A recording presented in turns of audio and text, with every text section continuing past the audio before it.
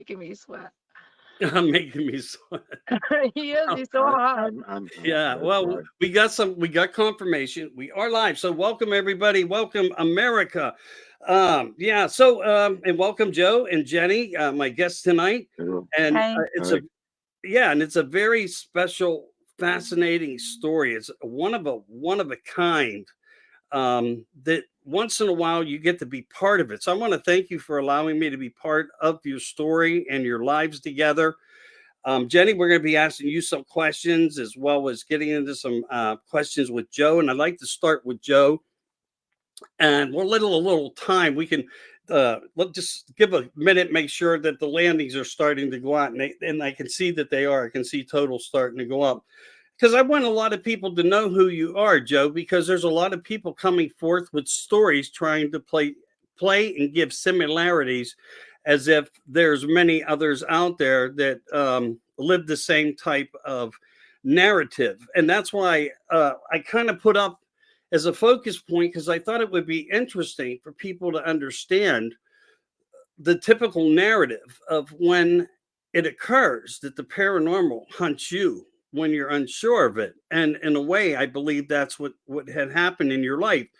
And we'll get to those points. And you know your story's eye-opening when people like Josh Gates and Linda Moulton Howard ring in your doorbell, wanting to Yeah. know who you are and wanting to talk to you and have and did and done. And now here, Michael Anthony, this little guy trying to give everybody the benefit of the doubt and get their stories out. I thank you for letting me be part of that. So, Joe, I'd like to start with you, but I want to take you back many, many years ago. And this isn't a test. It's just, like who was Joe? So Joe, how was your childhood growing up? I had a great childhood. My mom and dad were the best parents that anybody could ask for. Um, Grew up in a Christian house too, and my whole family was Christian. Grew up that way, and I done a lot of hunting, fishing. Not so much fishing, but hunting and shooting. My dad was a gun dealer, and so I had a lot of access to learning and being real proficient with firearms. And He's had a gun in his hand since he was like, so what, 9? yeah, my first gun that my dad gave me was at 9 years old. And Yeah, a Daniel Boone hat to go with it. yeah, Mhm. right. Yeah, had a Daniel Boone coonskin hat, and then I played music too in school. I started the piano when I was about 9 and played several different instruments up through high school. um, Pretty uneventful. I never got in trouble. I didn't disrespect my parents. You know uh, Not really anything out of the ordinary, I guess, what you would call an ordinary upbringing. Your cars were And your I had, thing. yeah, cars. When I got driving, I had the muscle cars in the '70s, and things like that. I was into mechanics, fixing them and restoring them and things like that. Yeah, just average, I think, I guess, in my book anyway. I grew up in Michigan, in near, and and I'm still living in Michigan too, just on the other side of the state now. But yeah, No it's place like home. what's that? No place like home. You're right, right. I always came back home, even though I've been all over the world. When I went in the army, I did travel the world quite a bit, and I did that. And when I was graduated, when I was 17, had to get my parents to sign for me to even go in because I wasn't 18 yet, and did that for 4 years, and then did a little bit of a little bit of side work for for the government a little bit after that too. Not very long, but a little bit. Well, And what type of side work was it? uh, If you can, if it's okay to talk well, yeah, about, unless it's you're under an NDA still or something. no. It's that's been that's been so long ago. No, it was. I did some contracting. Before contracting was kind of a thing like it is today. Hmm. Yeah. And Okay. I did a half dozen missions or something, and then I decided to give that up because I wanted to live a longer life. So Yeah, he got shot and stabbed, and he was like, "Okay, yeah, I'm yeah, good." yeah. I was like, He's fine. He was okay. I'm A, okay, a but relatively normal life, with the exception of things like that. yeah, Yeah, yeah, and yeah. I got to tell you, we just went through 1 through 12 already on questions, and so which is perfectly fine. You led the way of the way I was going to go about many things, but let's ask, like in reflection to like you being a kid, just for a minute, were you into like baseball besides hunting and fishing and things like that? The outdoor activity thing. Were you into the sports as well besides music? I was really good at sports, and gym was my favorite class. You know, pretty much gym and band, and I was one of the, I guess, best all around athletic type kids in my school. I was really good at a lot of things athletically. And but I had also, as much as I liked sports, I didn't like watching sports. I wasn't interested in like sports as far as following it, the NBA or the NFL or anything. That didn't interest me at all. I Gotcha. just loved to play it, but I had a I was in band too, so I had a love for band and music, and I really couldn't do both. So I stuck with music more than that. Even though the football coach in our school was always hounding me, to play football, um, but I stayed with the band. I didn't go into the sports side of it, but um, got plenty of athletic stuff, and I joined the army afterwards. So you Okay. know, I just enjoyed music too much to do the athletic thing in school. Gotcha. Gotcha. It sounds like you had a pretty normal, active life, and your family was very solid around you, Yeah, influential in good ways, through Christianity and prayer, and um, good focuses on how one should live and be directed. So, my hat's off to your parents. It sounds like they were wonderful, wonderful people. they And were. and They, I can't even explain how good they were. I mean, it's just they were just great. I could imagine Christmas was just wonderful in your home. Oh yeah, yeah, absolutely. In an extended family too, not just my parents, but my aunts, my grandparents and cousins, and it was just I had a good family, Yeah. really good. Was any of your family military background? Was that a part of an influence, or what was your influence of wanting to serve for the country? And by the way, thank you for your service. Oh Yeah. yeah, well, thanks, thank you. Hey, No, real quick before he answers, I'm gonna hit this light. So excuse me 1 second. Sorry, okay, we're okay. losing light, and I didn't realize it's gonna be this dark. It's getting dark. I'm just trying to so you can see him. Um, Sorry, guys. anyway, you knocked out that light there. It wasn't working right. Anyway, sorry. We're not used to we're technical difficulties we're not Um, used to. Anyway, that light went out. Sorry, it's so dark. Try that one up It's there. a little bit, but I think we'll be able to groove through it. What's Okay. important is you are Joe Barger. You are here with us right now, Yeah. and your words are what's real in this reality, and yours has been a little different. What year did you, if you can remember, reflect back on what year did you go into the service? 1981. 1980. Hey, it's okay. It's a good year. For a lot of reasons I say that. Um, I celebrate that year a lot. I really do. Every year it comes around, I celebrate. And it's not because I wish I was that young, but it has a lot of meaning to me.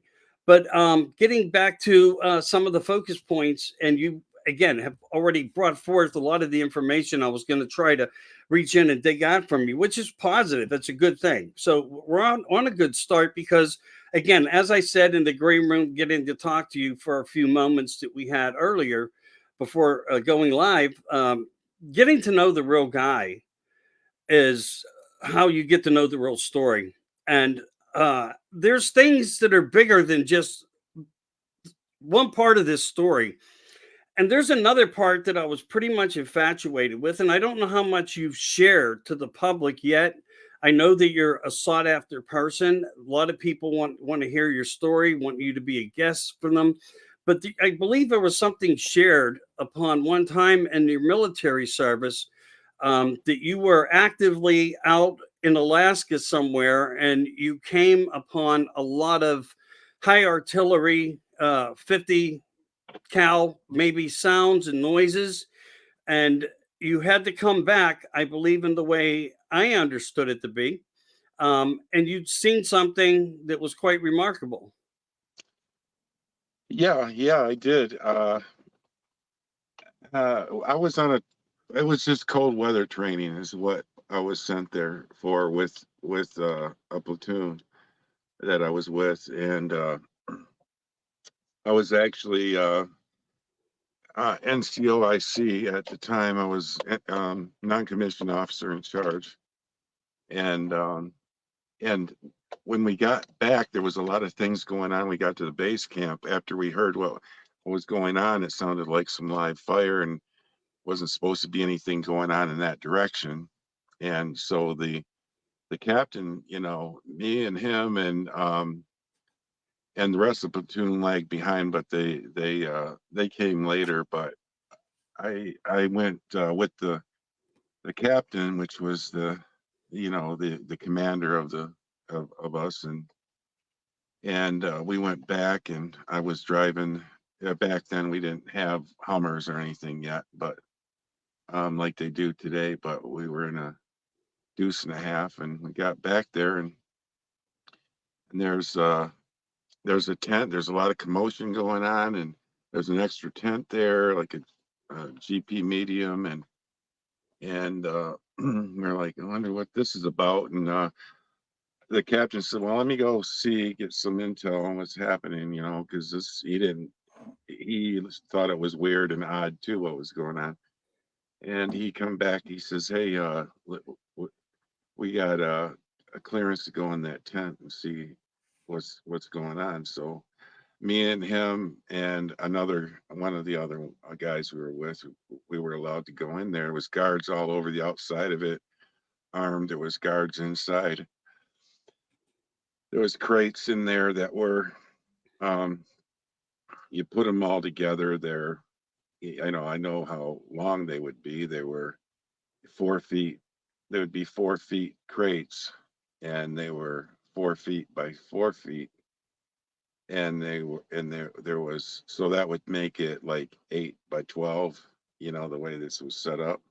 Well, there Okay. was something on that covered in a tarp that was taking up the whole thing, and it stunk to high heaven too. I mean, it just it almost wanted to puke. It was so bad, and it's cold, and we're talking it's probably 10, 20 below, and it's still stinking like a hot garbage pit right in there. And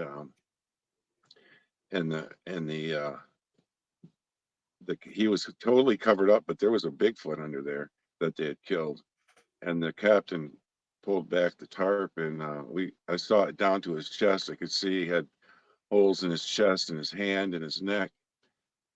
And he looked like a primitive human, just huge. Had to be at least a 10 footer, at least. Maybe he's a little bit curled up a little bit, but I saw, it's from chest up. I saw one of his hands, and I'm like, well, what, 5 fingers? what's this? Oh, yeah, 5 fingers. Okay, I never asked you that before. Yeah, 5 fingers.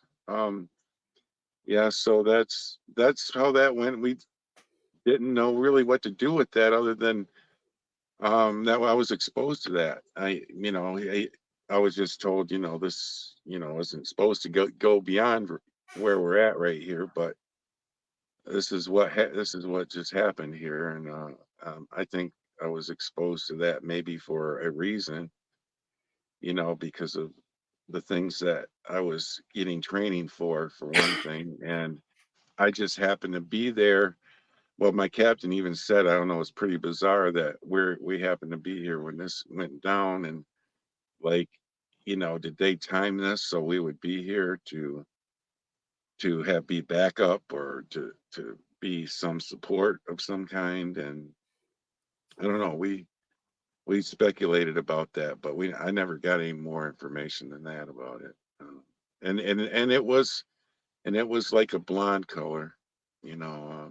Interesting. It was a light color. It wasn't a dark color. Bigfoot, and So roughly laying upon an area that was 8 foot wide by possibly 12 foot long, as these are 4x4 containers, makeshift yeah, into some type of table that they laid this creature out on. right, And this was an encounter that you got to witness with your own eyes in the military in Alaska while you were serving. right. Okay. Yep, I up find there. that really interesting. And I didn't know if you ever spoke about that. But again, in some of our prior conversations, There's with a lot. no, There's please quite a go ahead. few. There's just quite a few things that I that's happened in my life that I just never talk about. I just don't, that's not the relevant point of what I'm talking about anyway right now. With whatever happened to me and why people are talking to me, that's not why we're talking. But there's Right. stuff that's happened that it's just getting to know what I can't talk about everything all at once, but True. But I want to just interject here a little bit and say that, we've been together for almost 2 years, and I didn't learn that fact until, a friend of mine. yeah, he had a friend call him because he saw one of his interviews. And he was like, oh my God, that happened. And Joe's like, yeah. And they talked about the Dogman for a little bit. And then he said, well, remember the Bigfoot you told us about in the Army? And he's like, oh my God, yeah. And so I think just so much has happened. It gets sort of compartmentalized, but I also do have questions about when you're, because from the way it seems and sounds, as we've talked about these things so many times, I remember this the 80s. The way they were training him was like alongside, special op SEALs, like the upper echelon of highly trained soldiers, But but that with no distinction. no, was no title to it. And it was him and another guy, and there were just a few other people like that, but they weren't like he and one other guy stuck together for a long time. But uh, they just put him through a lot of. They invested a lot in him, put it that way. And when he told me about this Bigfoot, he's like, "Wow, I can't like I've totally kind of forgot about that." But it's understandable because so much has happened, and like you said, when he's talking with people, it's just not the relevant topic. But I find it strange how things come back to him. And so I can't help but wonder, being in these programs and whatnot, like, are they like, are they doing something that it puts it back here? And I'm I not don't know. even sure if I was in a program. We just know they exist. Well, Yeah. we know what those are. You Right. know, and But just Right. being groomed for something, um, yeah, but never, I was being groomed for a reason, and that was pretty, and they begged him to stay when pretty. when he was like, I'm done. And they said, well, we put $2 million into you. Yeah, that was. And like just really hounded him to stay in there. So I can't help but wonder, just knowing how they operate, or I having a feel for it. Like, yeah, bonuses, ridiculous bonuses, and pay and perks, and I was never motivated by money. Money is not the highest priority in my life. Never has been. Um, Right.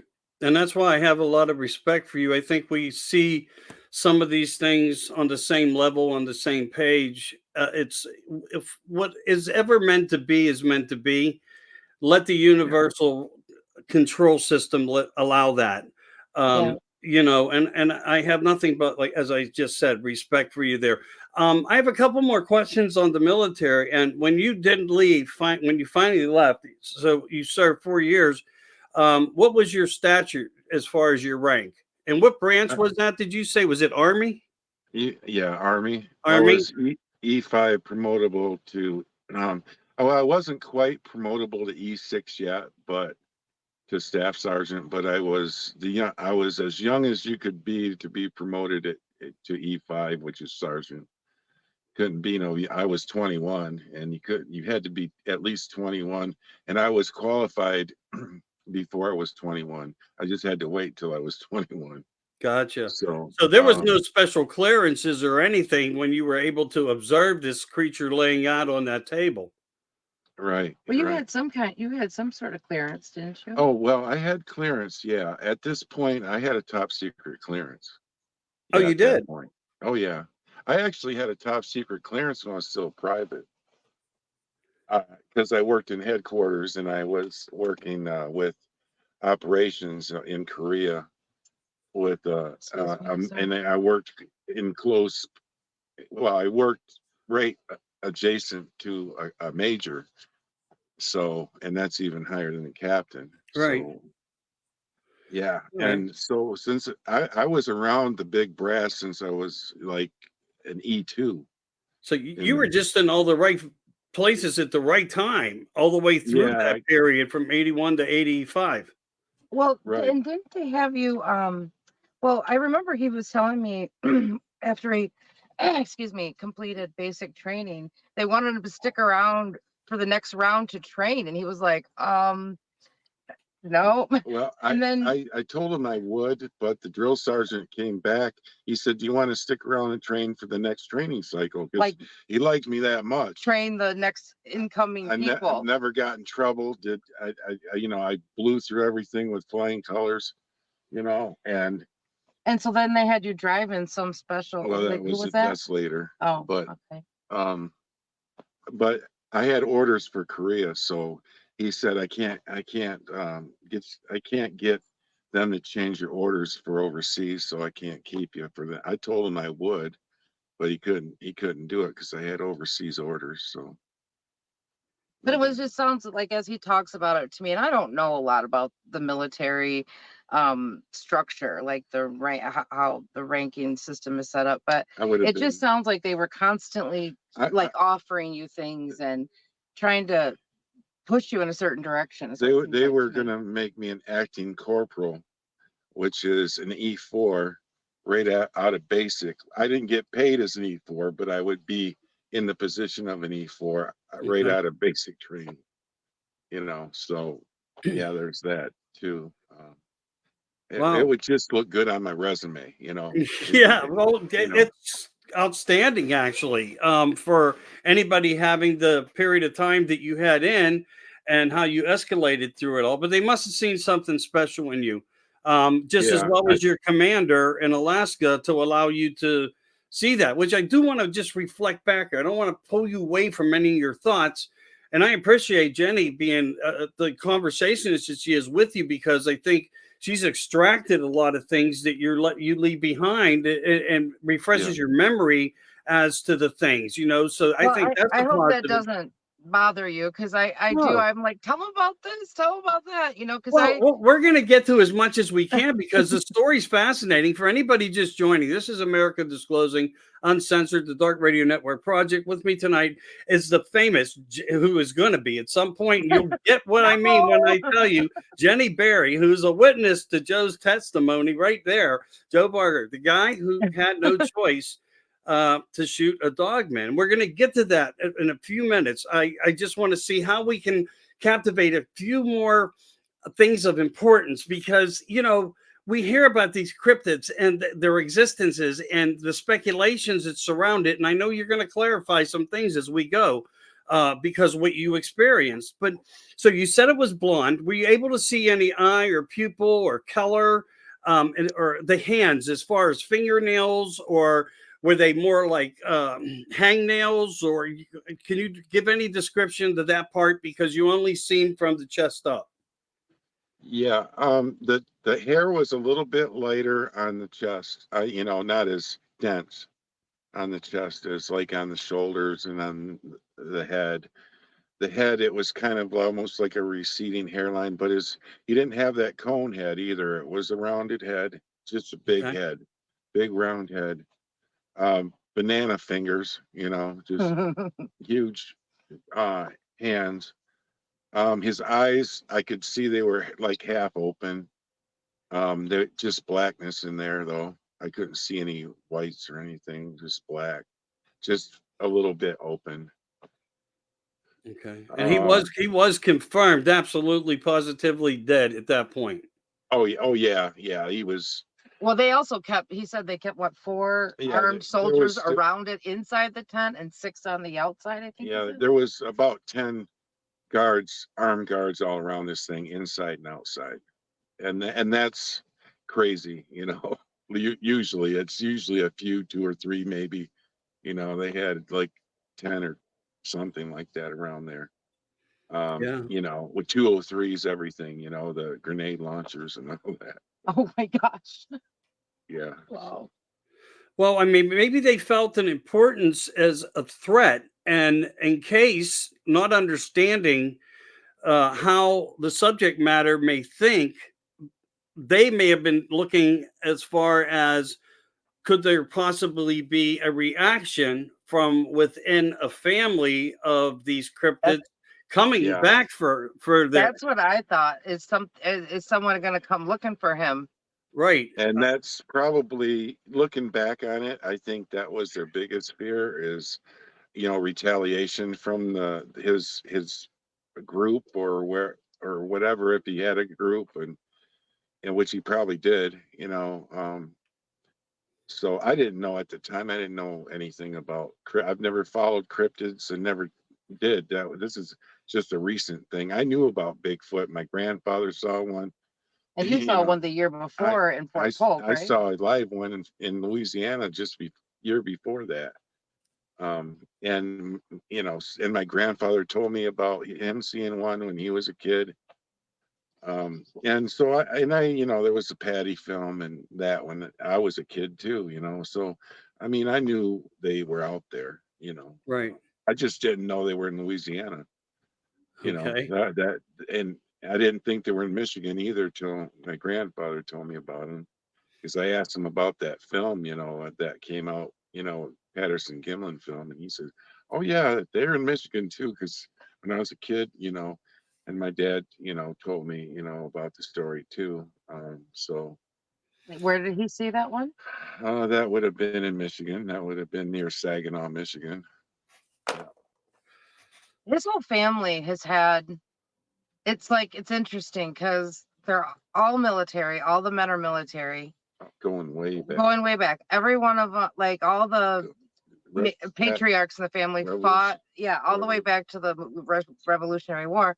And remarkably, none of them died in any of the wars they were in. And, because they could have had kids before they went to war, obviously. But, and the whole family has had a plethora of paranormal stuff. And then we can get into it later, but his sister had sent in her DNA to 23andMe, and that is, I'm not joking when I tell you, I can send you the things. Warriors in his family that go back to 2335 BC. He's related to a shield maiden. He's related to a French king. It's weird. There's like it. I don't know. I can't pin down what that connection is, but it just seems like there has to be something relevant to that, because I told him, I said, you realize like not everybody's family is like this, right? You Seems like there's dozens and dozens that are listed as soldiers, all warriors, all from one battle or another, and it's mostly through, it's like English, and then it goes back into Viking. Yeah. ancestry, but a shield maiden, those are very rare. And they dug her up. She's 1,000 years old, and she was very revered. I remember the article read that, Buried with 2 horses. yeah, buried with 2 horses, and they were um they remarked that one was a mare. So there must be some significance to that I'm just not aware of. All kinds of weapons and different artifacts. And Well, Shield, um if I may interrupt, just this might blow your mind. mhm. Shield actually represents the name Rothschild. Oh, really? Yes, really. Wow. Okay. Good Yeah, thing you're and Christian. also reflects I'm to glad I'm another a name, which Christian. is the I'm Orsini telling family. you, I don't roll with that ilk, I'll tell you that. Well, I know, but Wow. you can't walk away from your blood if in I fact know. it's I blood. know. It's one of those things. And Yeah. maybe they already knew that you had certain blood, and this is your own family don't even know, but they know who you are and looking out for you while you're in military. I'm not saying that they were, but it's Michael, pretty. I telling you, I said, because he talked about how many times you get blood taken from you when you're enlisted and how many shots you get, and you're just always getting poked at like a pin cushion. And I said, well, maybe it's something in your actual DNA in your bloodline that like you don't know about, but they can identify, and they want to foster this somehow. I don't know. I just find it fascinating. I Well, don't claim to understand it. someone didn't pay $4.7 billion to Ancestry.com for nothing. They Right. knew there was going to be a company that they could help get started and get out there, and they could look for their own ancestry is what was probably the more important factor of the part. But one is never to know on that exactly. But I No, can't but tell it's you. You're going to do there. your homework on this, Jenny. I know it. And when you see with Shield and Child how that works and I how just didn't realize that. I didn't ever put that together. So but I'm going to, you know me by now. Mr. Research, Michael the I'm Dog Googling Man, Anthony already. Researcher. Yeah. Yeah. Yeah. It's so So fascinating though. And but then on the other side of that coin, like I said, is the whole family just having every iteration of paranormal, cryptid, whatever type of encounters. Everything from goat man to Bigfoot to dog man to shadow man to hat man to just all of it. UFOs. I mean, And it's crazy. this is going back, maybe hundreds of years, And that's just what we know about. We don't know about, yeah, this is all only what I know about. It could be a lot more. Um, it's right. just really fascinating to me. It, I have so much and fun to talking me, with him. and to live through what you did live through. So let's go back on track the best way we can, because I want to try to make sure I deliver this to some people that might be able to focus on some things for you in a very positive, good way with a good outcome. So when you leave the military and you made that decision to do so, you said you did stay active in a way through government jobbing and so forth. But what else did you do prior to that? Because there's kind of a jump in between. You were like yeah, living life, and I you I know, was civilian was totally on my mind. I wasn't thinking military at all when I got out. I started Pilot. working. Yeah, I took some odd jobs. It was hard keeping a job right in the 80s because you got laid off every month or two. Every time you get it, it's easy to get a job, but kept getting laid off. It was just the way the economy was back then. And I took a welding job. I knew how to weld a little bit. I did that. I did some little odd jobs here and there. Drove a bus for a minute. When did you get your pilot's license? Oh, this was a little later. Oh, But yeah, finally went to college to be a pilot, but um I never ended up doing that. Had a medical thing that kind of stopped me from doing it, from getting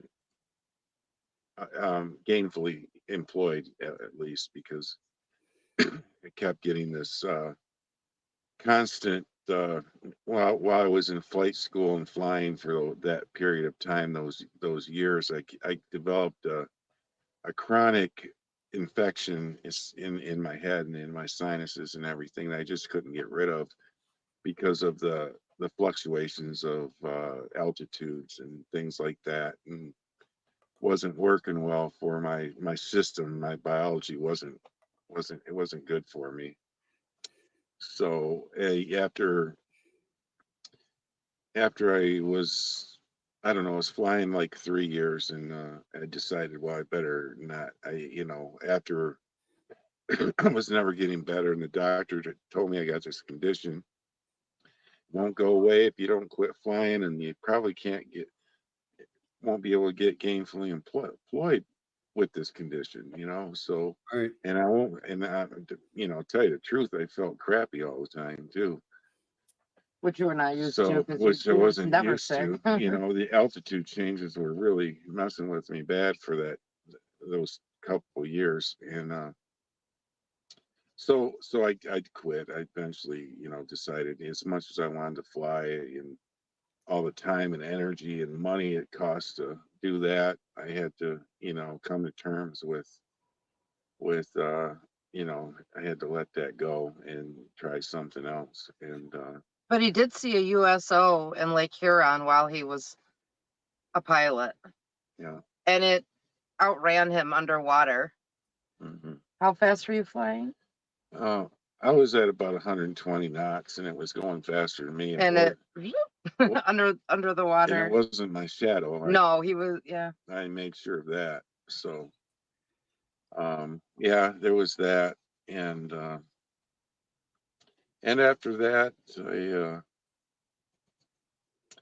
what did I do after that? I had some odd jobs. I had did a lot of things in my life, but I guess the main job after that, Hospital.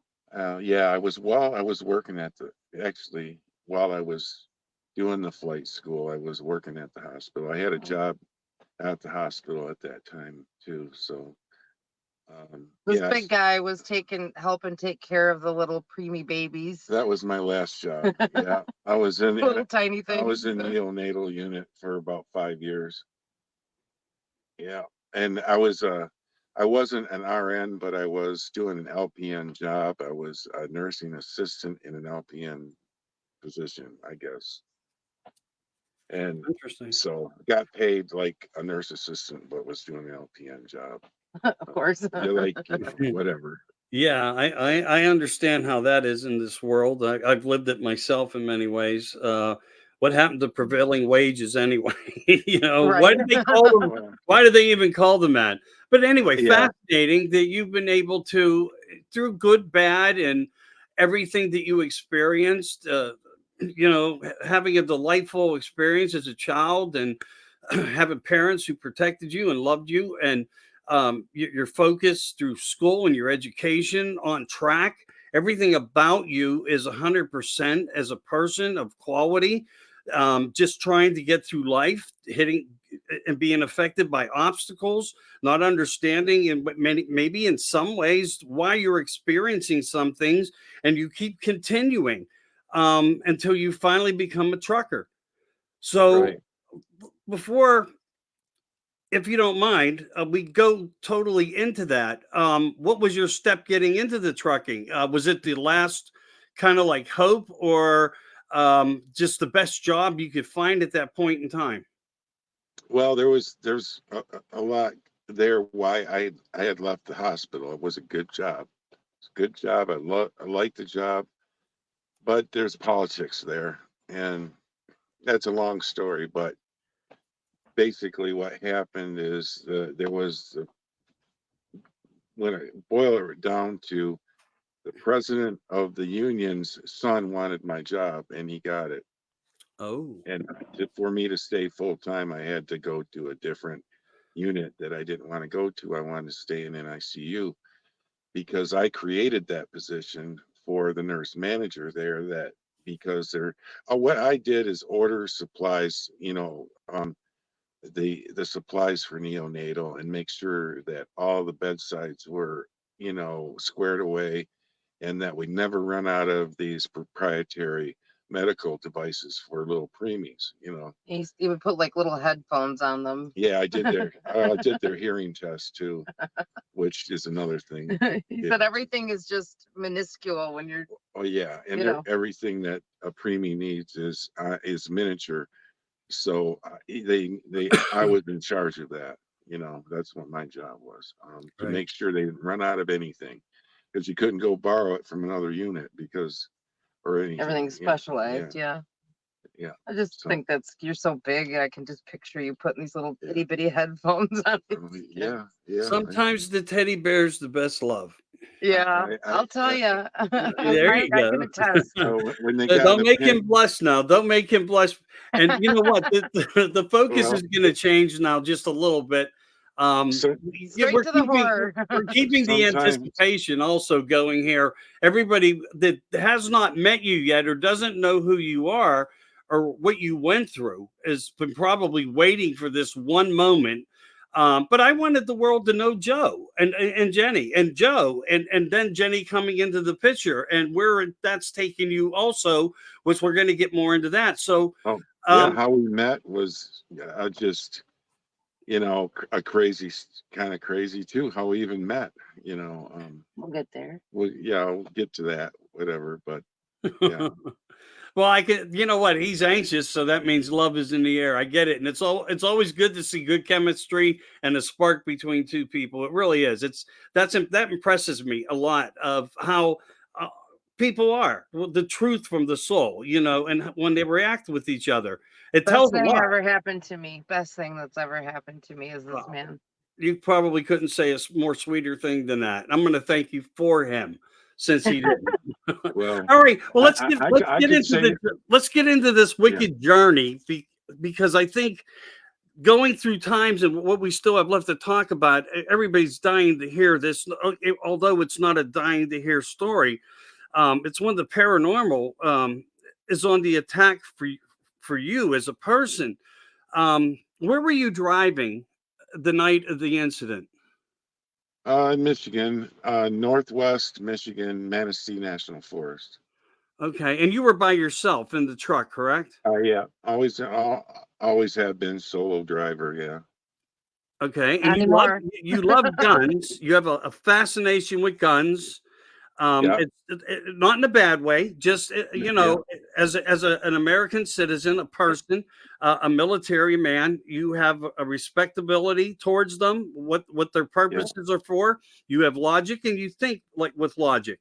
Right. But this night turns into something very odd. Why don't you take us into that moment where this occurred? That even Josh Gates and Linda Moulton Howe had to knock on your door for you, and there'll be more I can tell everybody about that also if you'll let me do that. But why don't you take us from that point? What the hell happened? He was asking himself the same thing. I'm still asking myself that, to tell you the truth, but I can tell you what happened. I was picking up a load of paper from a paper mill up in that area, near the Traverse City area, up in that area. What's it called? Filer or something? Yeah, it's Filer City is where the paper mill is. I was coming back. It's kind of a regular pickup run for me. I'd get that every maybe couple times a month or something. I'd do that, on my dispatch or whatever. So it was pretty regular thing. And I noticed on my way back I got an air leak. I'm looking at my air on my gauges, and I'm noticing my air gauge is going down and getting close to red. It's coming back up, but I'm not liking what I'm seeing, because if that just loses more air pressure, then the compressor's able to keep up, but I'm not liking that's not normal. I'm losing air somewhere. So I know a place, And that'll just leave you dead, right? Yeah, if I lose too much air pressure, it's going to lock up my trailer brakes and I'm going to stop, and there's nothing I can do about it till I get my air pressure. So I stopped where I can get off the side of the road. There's no shoulder on this road going through this forest area. There's no shoulder at all. It's just a little bit of grass and then just forest, thick on both sides. And but there is a spot where I think snow plows or something turn around or something like that, you know. And it's big enough for me to get in there, get off the side and look at what the air leak problem is. Well, when I get out, I'm out there looking at it, and when I stop there, and I can see there's a little cut, and I can hear the air leaking out of it, and it went right to it because I could hear it, and I have stuff with me so I can repair certain things that I know can be repaired, you know, easily enough to get back for the day because I was in a day cab at that time, so I was home every night. Well, and just note, Michael, because I find it interesting that he noted at the time it wasn't a crack. He said it looked like a slice, like it had been cut. Mhm. Like Yeah, it didn't look like it was from weather or wear and tear. I'm just yeah, to note that anyway. yeah. It looked like, you know, it was nicked by maybe a razor blade or something. I'm not saying that's what it is. It just wasn't from being old or aged or weathering because that does happen too. But actually, I had a couple clamps and the right size nipple for it, and I fixed it real quick. Took a couple minutes. But as I was doing that, things started getting weird, and I started getting this creepy, eerie feeling around me. The atmosphere around me was getting, I don't know, maybe I don't know if it's an electrical charge per se, maybe like a vacuum, maybe more than anything, and some odd sounds coming out of the woods. He said just like an atmospheric change. Atmosphere had changed. He just Exactly. said everything was the same. You know, it wasn't like, oh, all of a sudden I'm in a different place, but he said everything just seemed off, like Yeah, visually, audibly, everything. and the noises I was hearing coming out of the woods weren't normal. They just weren't normal. There was a metallic sound that come out like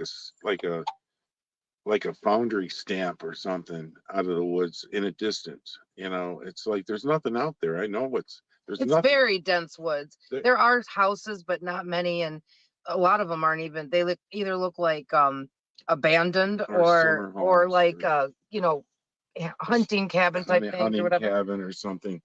But yeah, it's so what while I was under there, it was really freaking me out for some reason. I don't get freaked out over nothing, but it just was so strange. It was weirding me out so bad. I got the thing, and while I was under there too, I was looking in the woods and I was hearing sticks breaking. You know, like I was seeing shadows in between the foliage out there of the bushes and the thick. It was really thick, so and it was daylight too. This is like 7:30 at night in June, so that's broad. There's a couple hours at least of daylight still.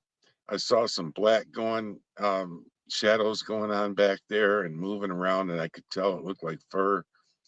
I thought it was a black bear, but I was really creeped out. So I got back in the truck to see if my air held, and it held, and I did this all probably under 5 minutes. This all happened while I was under this trailer to fix that, and I just couldn't figure it out. And when I got in the truck, I turned around, got back on the road. I'm at the bottom of a hill too, and I'm heavy. I got like 43,000 pounds, so I'm as heavy as I can be.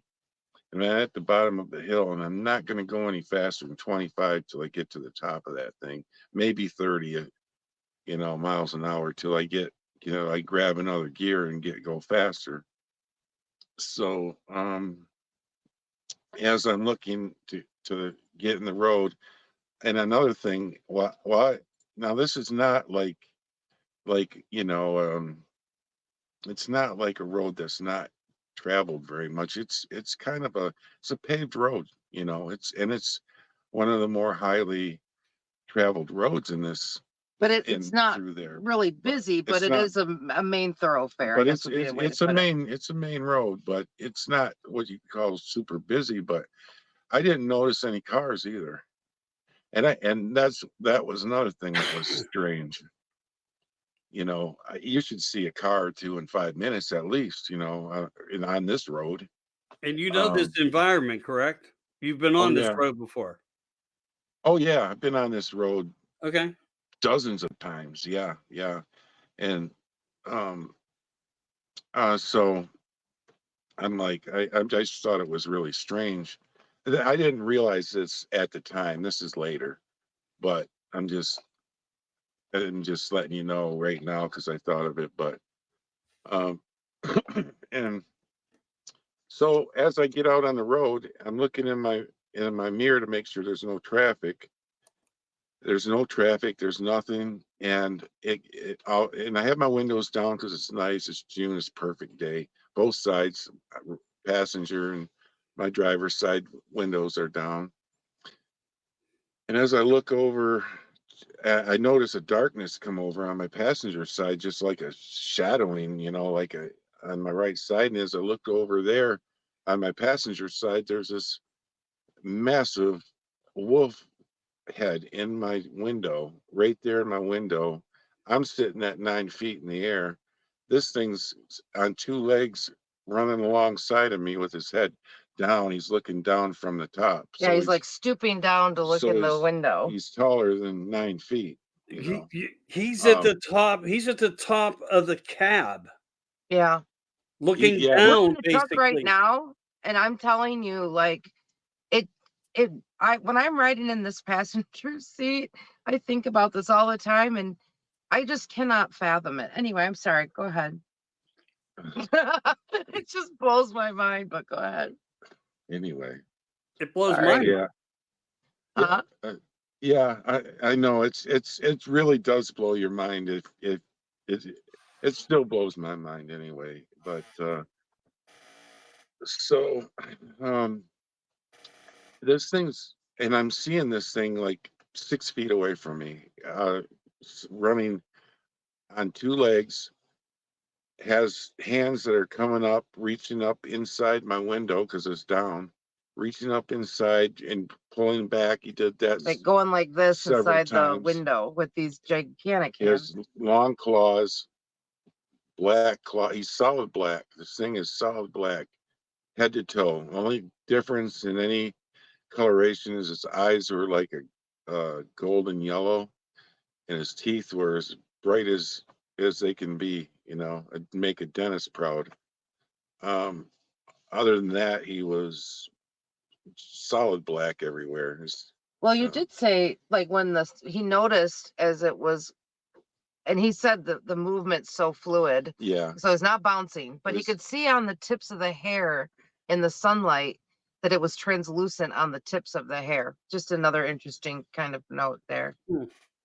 Yeah.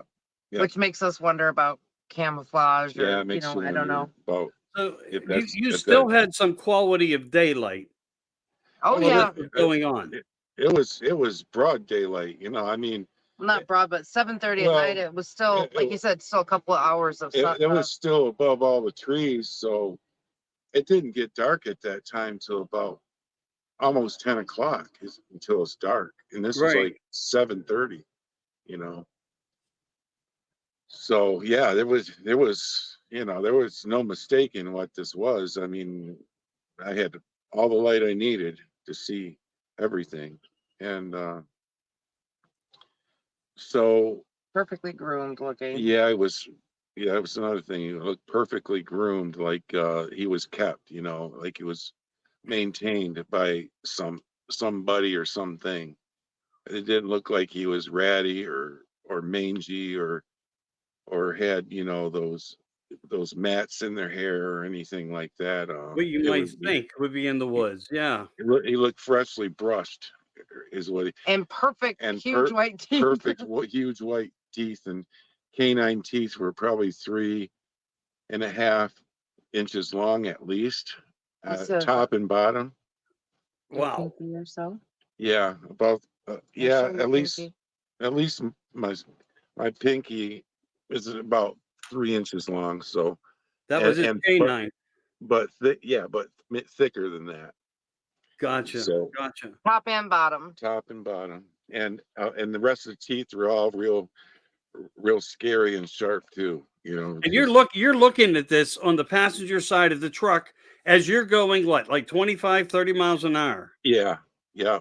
And there is Try, daylight, and you're seeing the fur, the quality of the fur, like it was, as you said, groomed in some way, whether it was through self-grooming or of some other whatever I'd hate involvement to of, be the groomer, but yeah, yeah.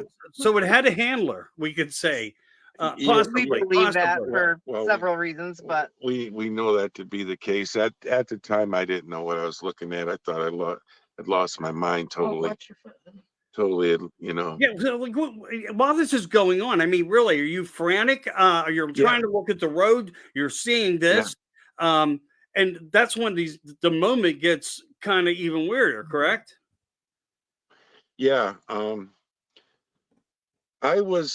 You know, when it's hard to explain, but when something like that happens, it's like your your adrenaline like smacks you like right now. It's just like hits you, you know, like instant adrenaline, and you get a metallic taste in your mouth. You know, I do. I I don't know why, but it's just instantly, and I knew there's, you know,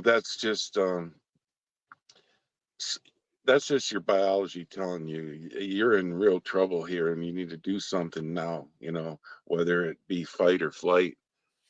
But he was looking in the cab while I was trying to figure out what was going on. Did I go into the twilight zone? Am I in another dimension? Is this how is this thing existing right here, right now? It's just so many things go through your mind. and this you got to remember, this is in seconds. You Yeah, know that this Yeah. is all this happening. is all happening in seconds. No And time to think. In a way, in ways. yeah, yeah, and he wasn't growling, he didn't make any noise, but he was giving me this grimacing face and showing his Like teeth snapping.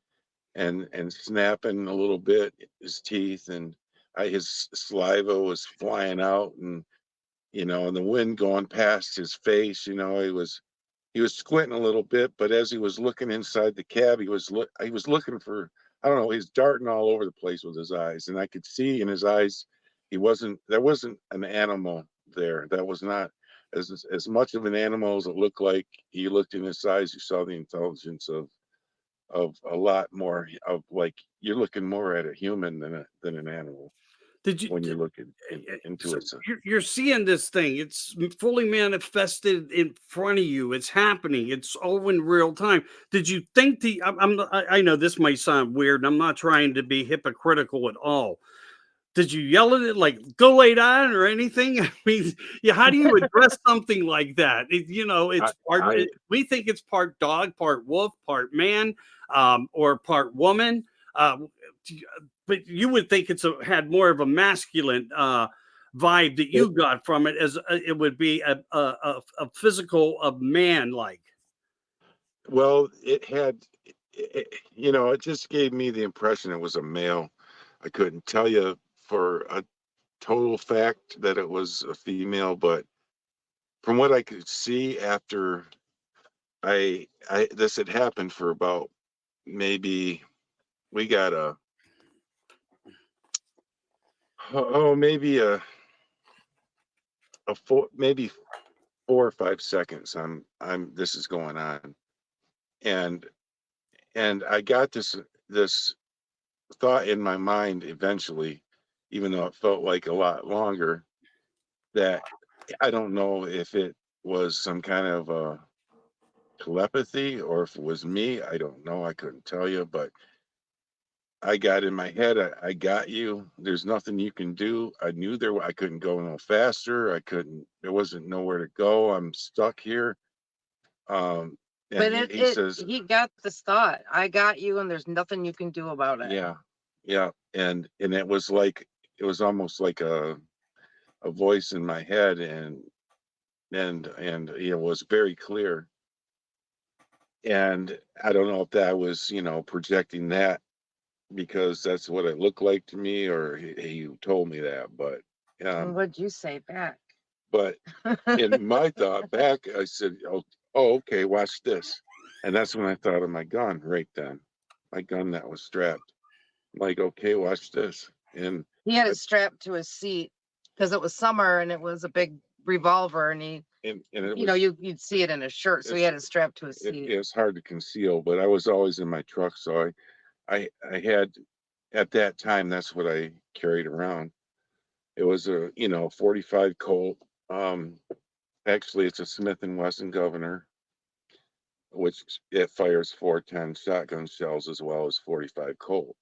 Wow. I had it Power. loaded with 45 Colt and with solid copper maximum expansion um, rounds in it, which is a particularly really wicked and nasty projectile. It's way nastier than anything conventional you can buy. Um, just the way it's designed and engineered. It's milled a certain way, and the bullet itself is about 2 inches long, just the bullet, and Right. the hollow point in it is about almost an inch. So it four blades fan out. And then it's cut in an X pattern. And so when it hits something soft, like soft tissue, if it hits bone, it stays more pointed. But if it hits soft tissue, it splays out into like a fan blade with 4 blades on it, like maybe a broadhead, about 2.5 inches to 3 inches wide, and just goes through like a Cuisinart blade. It's really, really a wicked round. But Yeah. that's what I carried for self-defense. I wasn't, I just thought, it's the best round to carry at the time.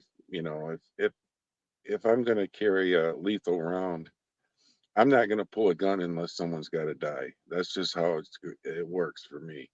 And that's the last resort. So I'm going to make sure it's going to work. Um, so um, that's what I had in it, and I pulled it. I said, "Watch this," and I let 2 rounds go before it could even knew what happened. I pulled it. Like I say, I practice. I'm really pretty good, at this. I've been doing this so long, and it's one of my favorite things to do. Me too. I, I'm not nearly as good as Joe, but we I, have a lot of fun shooting. yeah, it's one of my favorite, like hobbies, so to speak. And, of course I'm, always safety conscious and always aware of my surroundings, and know how to responsibly carry, and always know where your rounds are going. But I always thought it to be of sound, of sound decision making to have the most lethal round in your weapon, that you can have. Because if you pull a gun, it's a tool to kill, and that's what it's intended for. Right. It's not intended to wound, you know, Or threaten. or whatever. threaten or anything like that.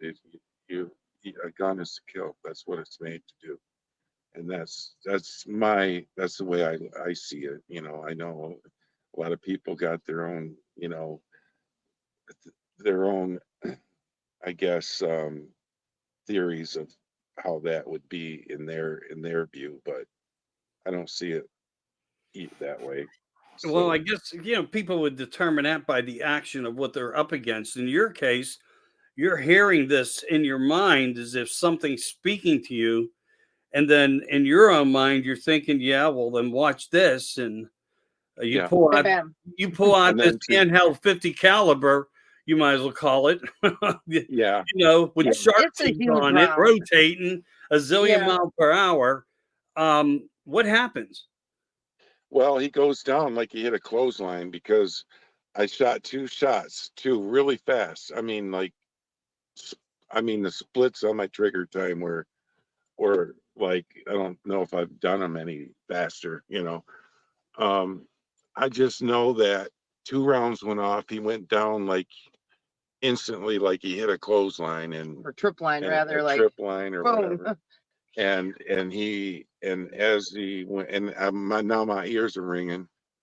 You know, that's loud inside of a cab of a truck, and I can't imagine. my ears are ringing. You get a little bit like disoriented from that, a little bit on top of it. And I'm looking in my mirror, in my passenger mirror, as I'm going up this hill, and this thing was also very cat-like and very fluid, you know, and it didn't make a lot of noise and stomping when it was running.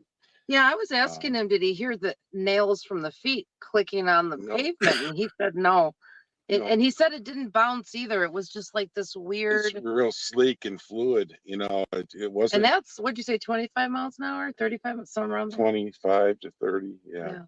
And this man kept a truck on the road during Yeah. all of this. Right. I find that remarkable. Well, yeah, yeah, I guess so, looking back at it. But as I was looking in my mirror, I could see his whole body then, you know, and his arms were stiff, his legs were stiff. I knew it was a brain shot because I've seen that before. And and it's like, you know, I know he's dead. I just know it's dead. Whatever that thing is, and it's massive. It looks like a horse sliding through the weeds, knocking over all the, kicking up the dust and all everything, and it's just plowing through the weeds on the side, and finally came to a stop, and you know, its head was flopping a little bit, and it kind of rolled over to its side where it ended up a little bit, and I could see its feet now, and I could see its legs, and I could see its tail, and it was a werewolf, flat out werewolf. I mean, that's all there is to it. That's what Big tail on it, yeah, big bushy tail. big bushy tail, yeah. And I knew it was dead, but I just, for one reason, as I was going up the hill and I was trying to analyze what just happened here, I know my ears are ringing, so I shot this gun at a werewolf, and I going through. I'm like, what is even going on? I'm sorry. I'm not laughing at it, but Yeah, Well, yeah, she's heard it plenty of times. it's So just right. his Well, you know, expression remember is so who's cute. asking all the questions every day, also, yeah, you know, so We she's have, intrigued. I don't blame her.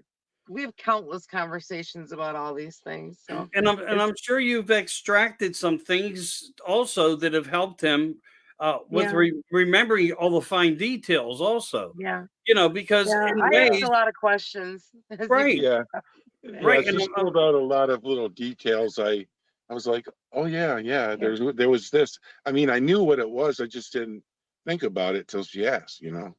Yeah.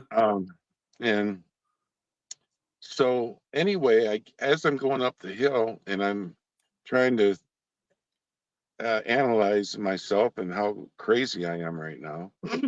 Um, I mean, you know, come on, what And is he's going? just like the most stable, calm, collected person. Just his baseline demeanor. He's just very like, I don't know. So this had to have Mellow just Joe. been paradigm shattering. Yeah, it really blew my mind, and you know, it still does to this day. But I was thinking, I got to make sure this thing's dead. I got to make sure, and I got to make sure that this really happened. And if I turn around somewhere, I got to find a way to turn around and make sure that thing is dead or still laying there, whatever. I got to go back. And you checked your gun to make sure you had fired those I rounds. looked in my gun, my ears are ringing. Yep, 2 bullets gone. So And he doesn't shoot at air. So I had 2 dented primers. So okay, well, I come back down. I find a place to turn around at the top of the hill there, down the road a little ways. It took me about 4 minutes to get back. There's a little picnic area. I had to take a few branches down to get through there, but I got back around. that's actually where we met up with Yeah. Josh Gates' crew. Yeah, that was That's, later. But yeah. Or maybe I'm not supposed to. Anyway, Yeah. sorry. yeah, but anyway, So I'm coming back down that hill, and I get down around the bend where I can see where that thing went down, and that thing is gone. You could see where it all happened, where all the debris and everything is all stirred up and all in the grass and weeds and everything, and it's continues on into the wood line from there. And there's a Jeep there now with two people outside of the Jeep looking around. And there was a man and a woman. One one the woman had a something in her hand. I don't know what it was. It maybe like it could have been a cell phone, but I don't think so. Um, and I stopped because I was like, damn, this thing got up and crawled away, and these people are in trouble. That's what I was thinking. What are they Except you doing knew it here? was dead, but Yeah, it there was wasn't just there. nothing added up, right? I'm Mhm. like, I don't know what's going on. I'm just thinking, I, I didn't know what to think. I really didn't at that time. I know what's going on now since then, but at the time, And and we'll get to that, because again, you're not done, but just for anybody just joining in or whatever, just to keep everybody with some kind of focus.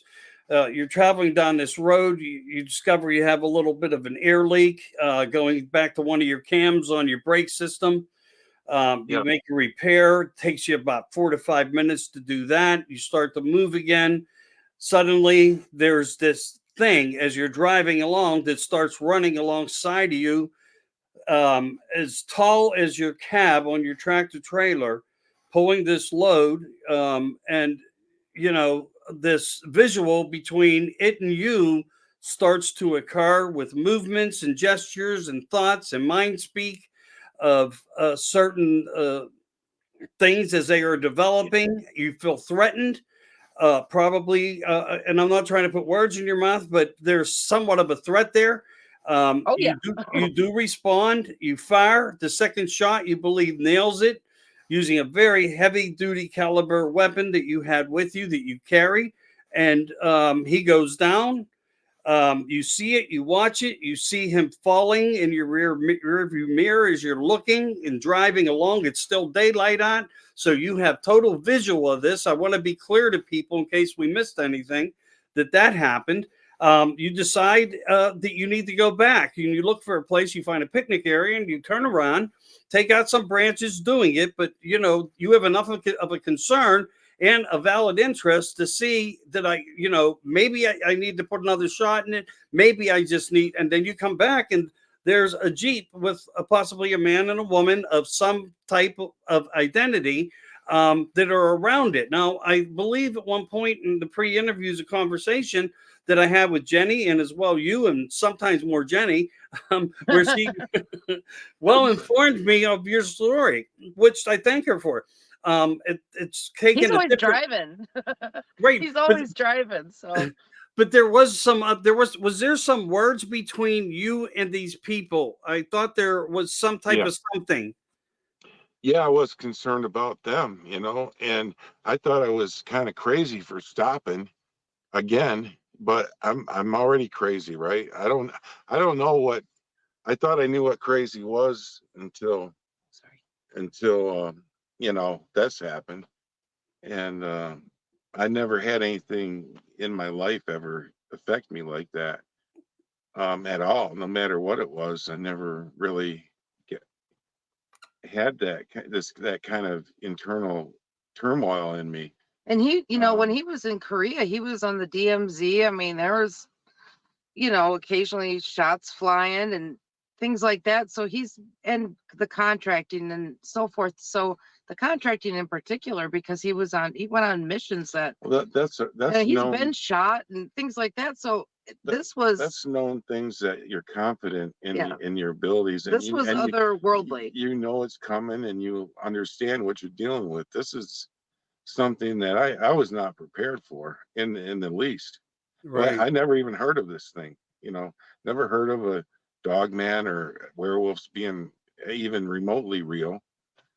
Um, so, and anyway, I was concerned for these people that this thing crawled off and is injured and they're going to get attacked or something. And why are they here? I don't know what that's about. What are they doing? What's going on? And I said, "Are you okay?" I stopped and real quick put on my hazards, and and they looked at me like I was bothering them or something. Like, what are you doing? Like, yeah, we're fine. We're good. I'm like, well, you need any help or anything? They're like, no, we just here. We saw, a couple of bears over here in the woods fighting or something, and then we thought we'd check it out.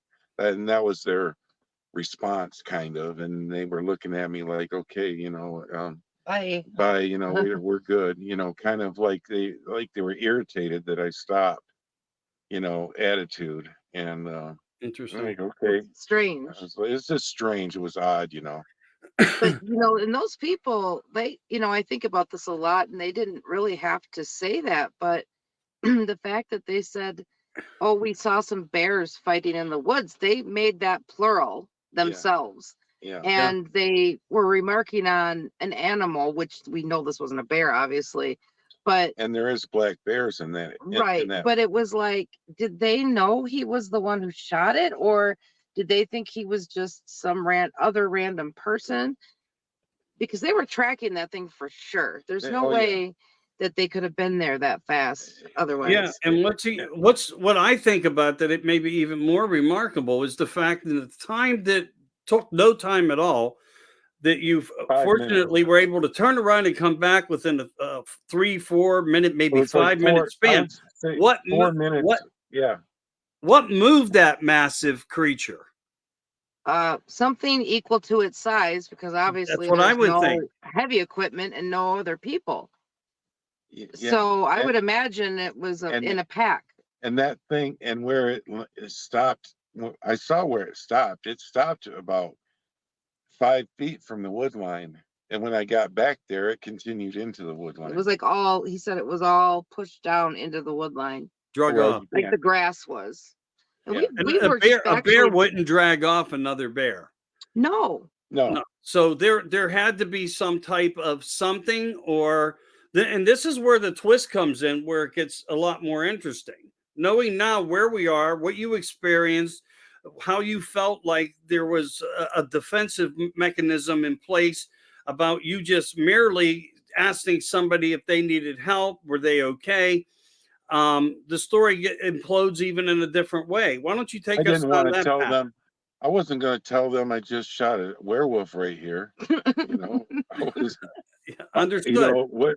I mean, I wasn't going to do that. I was concerned that, hey, you need to get out of here. That's what I'm thinking. What are you doing? Why? I'm like, bears. No, I don't know. Everything none of it made sense. I didn't know what to think of it. And the way everything was, the atmosphere at the time and everything, I just thought, maybe I'm having some kind of a medical thing. I don't know. I don't know. I just don't. Where you see werewolves and shit. I don't know. Nothing made sense at all. But a lot of things become validated, correct? Oh yeah. Right. Later on. And being high up in this truck, or not this particular truck, but they're all virtually the same. You can see down into people's vehicles easily. Sure. Yeah. And what did you? I saw a shotgun at the ready in the back of their Jeep. I could see it plain as day. You can't, if I wasn't at an angle and where I'm sitting, it'd be hard to see. But where I was sitting, I could see it plainly and propped up. And then I thought it was interesting too that he remembered or noted that this woman had something in her hand, but it looked like a cell phone, but it wasn't a cell phone. I doubt if it was. Some kind of a device or a of tracking some sort. device. Yeah. Something, I would imagine, biosensor, something to, I think they knew that thing went down like that, and they were right in the area, probably tracking it. And that is our And when it lost their feeling. It had biometrics going on and it went flat on them, and they're like, oh damn, we got to see what happened, and it opens up so many questions, like, so is that the protocol? If something happens, the other ones are to hide it, or like, what in the world, Yeah, and in other ways that I look at things from some stories that I am aware of and activities that go on within the government, when you get below what's called the tactical 7, below level 7, there are things that are engineered, let's just say, or have been talked about. And who knows, you might have been close to a point of a place where perhaps something escaped or got out, or they lost control of it, and they were already tracking it as this had occurred. And you Yeah. become the dog chase the car kind of syndrome through it. And I'm not Yeah. trying to make a joke about it, but maybe that's a possibility Yeah. because Yeah. it adds up in a way that they were monitoring prior to the event happening. Yeah. Right. And I asked Joe, I said, you've done a lot of military and the side stuff.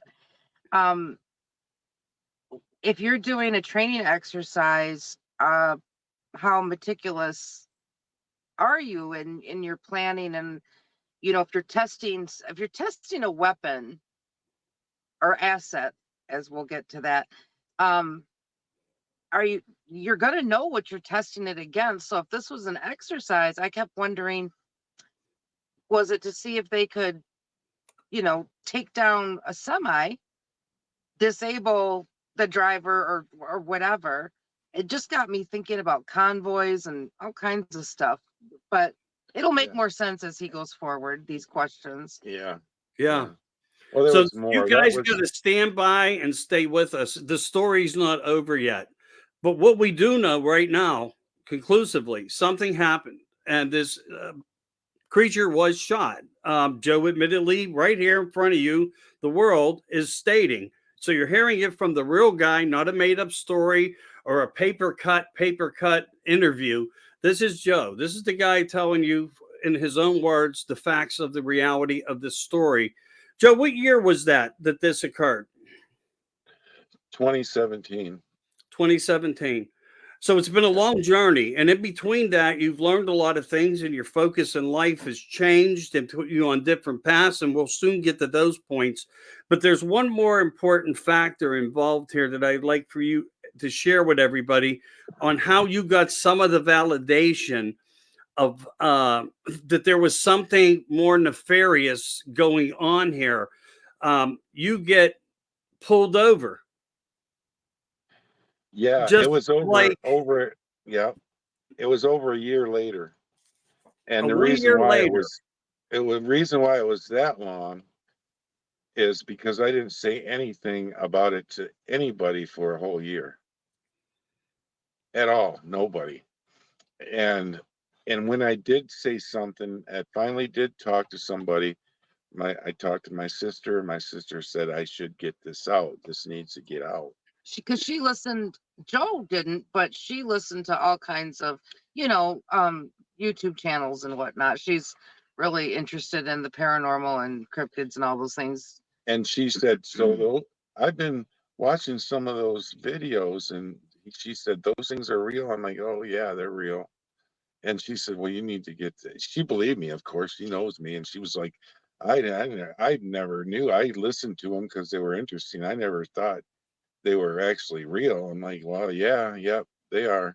And so I decided, after doing my research for a year, I listened to as much as I could listen to, and researched as much as I could find on it, on the Dogman. After I found out it was Dogman, I started at werewolf at first, and then it led me into Dogman, and then I came across a channel called Cryptid Brothers Investigations, which is Lance Hightower and his brothers, if you know who they are. Yeah. And now it's Monster It's 911. Monsters 911 now. Yeah. He gets into a And lot of the government and aspect of it. I just called him. I didn't want to be on his show. I just liked him and thought he'd be a good guy to talk to. And he talked to me, and he's in and my sister thought it'd be good therapy for me, and it'd just be a good idea to talk about it, and to someone that would believe it, and he said, after he heard it, he said, I want, he said, I would really love to get this is amazing. Could I just record you, take notes and on it Transcribe. and transcribe it and narrate it on my channel. And if I leave out your name and you know, all kinds of Like any identifying. personal identifiers, right? And I said, yeah, no problem. But he included Manistee National Forest. No, he didn't. Oh, he didn't? Mm-mm. Oh, Mm-mm. I did not know that. He didn't include that. Oh, wow. He just said, he didn't even say the state. You're kidding. Mm-mm. I didn't know that. Yeah. I thought that's what gave you away to them. Mm-hmm. Wow. Okay, go forward. Proceed. Anyway, after that, about a month later, I get pulled into, you know, I'm driving a truck still, and I get pulled into a scale house in Indiana, and the state police give me the light to go around to the back of the scale house, you know, and usually when they do that, they want to do some sort of an inspection, Right. almost, you know. DOT. Well, yeah, DOT inspection.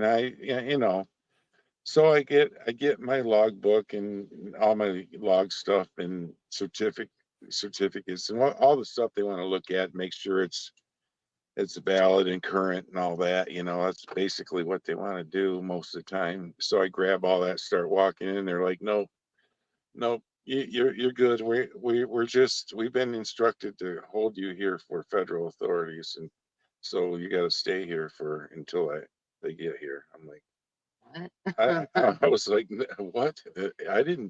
I never do anything wrong. So I was like, well, it's probably a mistake, something, you know, or maybe it's an investigation and maybe they think, or I don't know. But anyway, I, s- I, s- I had to stay there. You know, they held me there until then they get there. The feds get there and they're in this typical blacked out vehicle, you know, like you usually hear about. And, you know, antennas, you know, sticking out of it and stuff that isn't normal. And um, they come up to me and almost right away started intimidating me, you know, and you know, saying things like, you know why we're here, you know why we're doing an investigation, and I'm like, not really.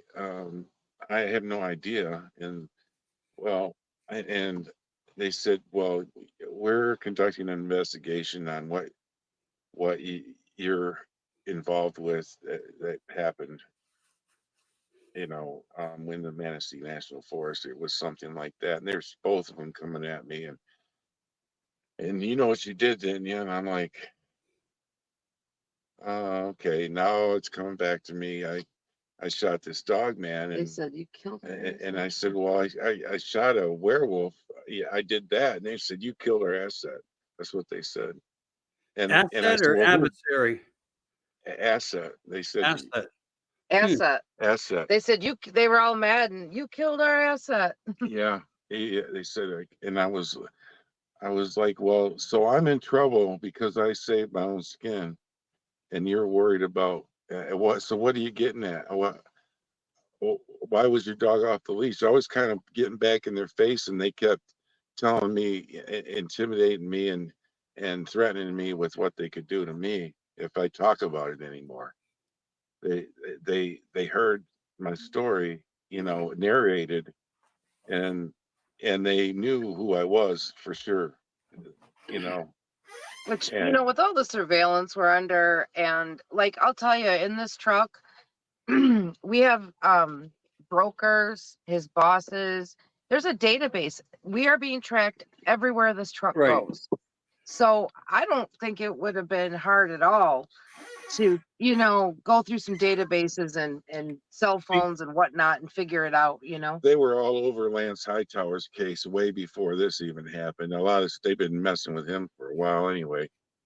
And then he narrated my story, that even made him even I guess more irritated about me doing that. And they knew who I was, and they tracked me down, and Like Lance had Joe's you know, contact information in his phone, and all of a sudden one day it wasn't there. pictures, not of this event, something else, but they've both had things disappear off their phones Yeah. and computers and stuff. By the way, I met him in person too last year. He's an awesome dude. Yeah, we hung out and we talked till like 3 a.m. It was fun. Yeah. Yeah. He was really cool. Yeah. So anyway, after that, I had a different, while I was waiting there, I was thinking, well, I got these guns in here. I'm going to hide my pistol behind the, This was before they got there, right? yeah, while I was waiting, I hid my pistol behind the CB radio and put it back in. Couldn't hide my rifle. I had a rifle in there too. And I couldn't hide that, but they found that and they just took it. They took my phone too while all this was going on. They took my phone they said, "Got any firearms on you?" I guess said I couldn't hide a rifle. I said I got a rifle back there. They grabbed that. And just took it. Just took it. No paperwork, no. Well, yeah. No, nothing. Well, when they left, they gave me my phone back, but they took the gun. I said, "Where do I get my gun? What are you doing?" And they're like, "Well, we'll let you know." And just remember, to keep your mouth shut. That's all. Because they told him things like they could have his drug test come up positive for something, and Joe does not do drugs or drink. And what was the other thing? What else did they threaten you with? Well, they actually did it. They froze my bank account for a minute. Oh, careful. They froze my bank account for a minute, and for I guess a day and a half or something till I got it back on. But they did that. Found out from the bank, or what they did, and they were like, and I guess they allowed them to turn it back. I don't know what they did, but I got it back. I think they're just flexing to show him that they could flip a switch and mess his life up. Yeah, Yeah. and I think they were just making it look like they had the ability to wreck my life if they wanted to. Which is what they told you. Had an oil change, and the mechanic found a tracker device, and on my car and stuff. And just a note, just wind back a second. He perpetually asked them who they were and where they were from. Yeah, and they wouldn't. They were resisting answering. Like they just flashed, badges, but then they didn't let him really look at anything. But then they showed you like one paper, right? And they said, what else did they say? I don't want to speak for you. I keep doing that. Sorry. Well, they said a lot of things. I'm just trying. Well, they just said it was a matter of Homeland Security. Yeah, that's. Well, I do know that there's something out there that is called below level 7 enforcement agencies. It's like the Men in Black program, but a different affiliation of an enforcement agency that looks after things that we're not sure why they're even there or why the name was even created. Right. But in fact, it is. It's BL7IA. BL7IA, which stands for below level 7 enforcement agents. So what are they for? What is the purpose? Are they the assets? Are they the ones working? Because we hear a lot of things about Bigfoot and commonalities of and dogmen and aliens and certain different types of agendas. And all we can do is speculate and learn more by the data presented to us from everybody. And this is one of the most amazing, impressive stories out there. And again, as you know it yourself, when the best in the world start, or who people acknowledge as the best in the world, start knocking at your door and wanting to do stories on you and wanting to interview you, as well as me, guilty as charged, but I hope I'm doing it for all the right. I was tripped out to talk with Linda Moulton Howe. I've watched her for decades, and she's always been like such a, I don't know, a hero to me. I really was kind of tripping there for a minute, but then as we had several conversations, she was very nice, and it just, she's just another person. But Yeah, I don't get like real starstruck with people, but I did with her a little bit, but I'll admit. But I was like, wow, Linda Moulton Howe wants to talk to you. Yeah, It was kind of exciting, but I don't know. I like to be more low profile, and and I could name drop, but they're regular people to me. yeah. Everybody Right. is. I don't put anybody She did else she above did anybody. say, she said when she first got on the phone with Joe, or I think we were on speakerphone, and she said, wow, he's got a nice voice. I thought that was really cute. Yeah. She's like, I really like his voice. Anyway, Well, she Yeah, does talk to a lot of men. We'll say that because yeah, they seem to be all her whistleblowers. But again, right. she looks for focal points of importance as to how her whole life has been. Yeah, yeah, Whether you yeah, want to talk about cattle mutilations, I mean, she's been the queen behind it, as well as many other topics, the Antarctic, and we could go on and go on and go on. But her credentials speak for themselves as to who she right. is. As far mhm, as Josh, in Expedition X, he's always trying to bring a forefront of fact and truth to the screen. It's a yeah, reenactment, it's a scheduled event, but it's purposeful. And people are trying. yeah, I hope that, in ways that they are grateful to the ones that are providing their life's story of Now we complexity didn't, when yeah, they're we like did not, this. sorry, I keep interrupting you. We didn't meet Josh Gates. We worked with his producers and his crew. And they were all really cool. he has like 4 production crews. Right. Yeah. I know. So they had a whole team of people that came out. I don't know how much we can even talk about that because that hasn't aired yet. And Yeah, I guess he did We sign can leave some it at sort of that. No, NDA for that. with all respect, we can leave it at that. But it's something forthcoming, whatever. It's Yeah, I think they whenever they said in the fall. decide. I think they said it'll air in the fall, so we'll see. We'll see. They'll let us know, I think, as it's coming up. But yeah. um, It's not I just thought there'd be some value in it. They come to me, and I thought there'd be value to the public to on his platform, Mhm. whatever it may be. I just think it's important to get um to different segments of the population. And if they want to, I'm not here to convince anybody. I'm just here to let you know, hey, this happened. there's monsters running around, and also the government's got a hand Yeah, in this. And I don't believe that everything with Dogman and Bigfoot has to do with the government, not at all. yeah, But they have a hand in some part of this. And to me, for Homeland Security. Now, I did tell Joe they could be telling you Homeland Security and it could be someone else just to, because there's so much mis and disinformation and trying to guide you a different way or whatever. But there have been other stories since then that where Homeland Security comes up again with these things. And that was down in the border in Texas. And it was from a border agent, not you know, just a random person. And he left his career of like 15 years over his event.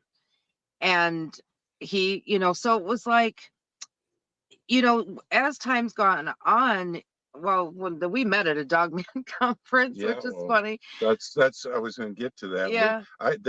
Their tactics worked to keep me shut up for a long time. Right. That's until I met her. I just made, I didn't make him talk, but I just felt it would be fruitful for him, like for him to have people that have gone through similar things to relate to, people that would have information to help fill in the gaps. And so much of this is just like you said, there's a lot of speculation in it, but you also have a lot of dots that connect. And so we've connected with a lot of people who've got a lot of good information and have had a lot of strange experiences. So Yeah, I kept quiet for about 4 more years after that, and then I met her at the first Dogman conference.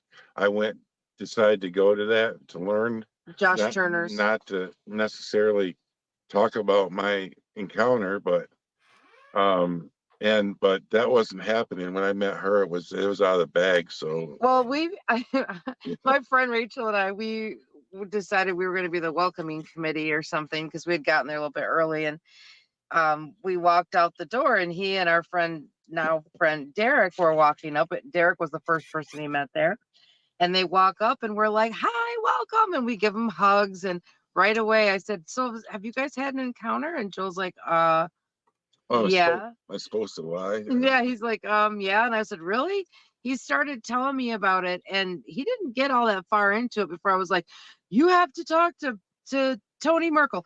I got to bring you to talk to Tony. You got to talk to Bart. You got to talk to Josh, you know. And so I was like running him around everywhere. She's running me ragged. And I of think you course, talked to Nick everybody. Valente too. What's that? I think you met and spoke to Nick Valente. Yeah. Yes, a whole Yeah. bunch of people. A whole bunch of people. Talked to Nick Valente for, I don't know, a couple hours on mine. You know, he Yeah. was so intrigued about it. He was like, "Wow." D.A. Roberts. He didn't know about the copper stuff, I don't think either. But I think he knows it now. I think I don't know if he knew about it then, but I think there's something with copper too that I think we speculated on then. But I think for sure now, after more research. Well, and this is where it's interesting, where it brings Linda Moulton Howe back into the picture, because she knew all these details. And we heard later that she did not tell us this, but we heard later that she had talked to I say special ops, and that's just sort of an umbrella term, just so take that for what it's worth. I don't know what distinction of team was in there, but apparently they were in Antarctica, and they found a pyramid. And when they went in, there were all these giants, allegedly, all of this. Um, and there were all these giants in stasis, like they were sleeping or something. And this team starts, lighting the place up. And they had backup copper rounds, and they all switched to copper to take them out. So they had some kind of foreknowledge of these things, foreknowledge that copper made a difference over lead bullets. It's like poison.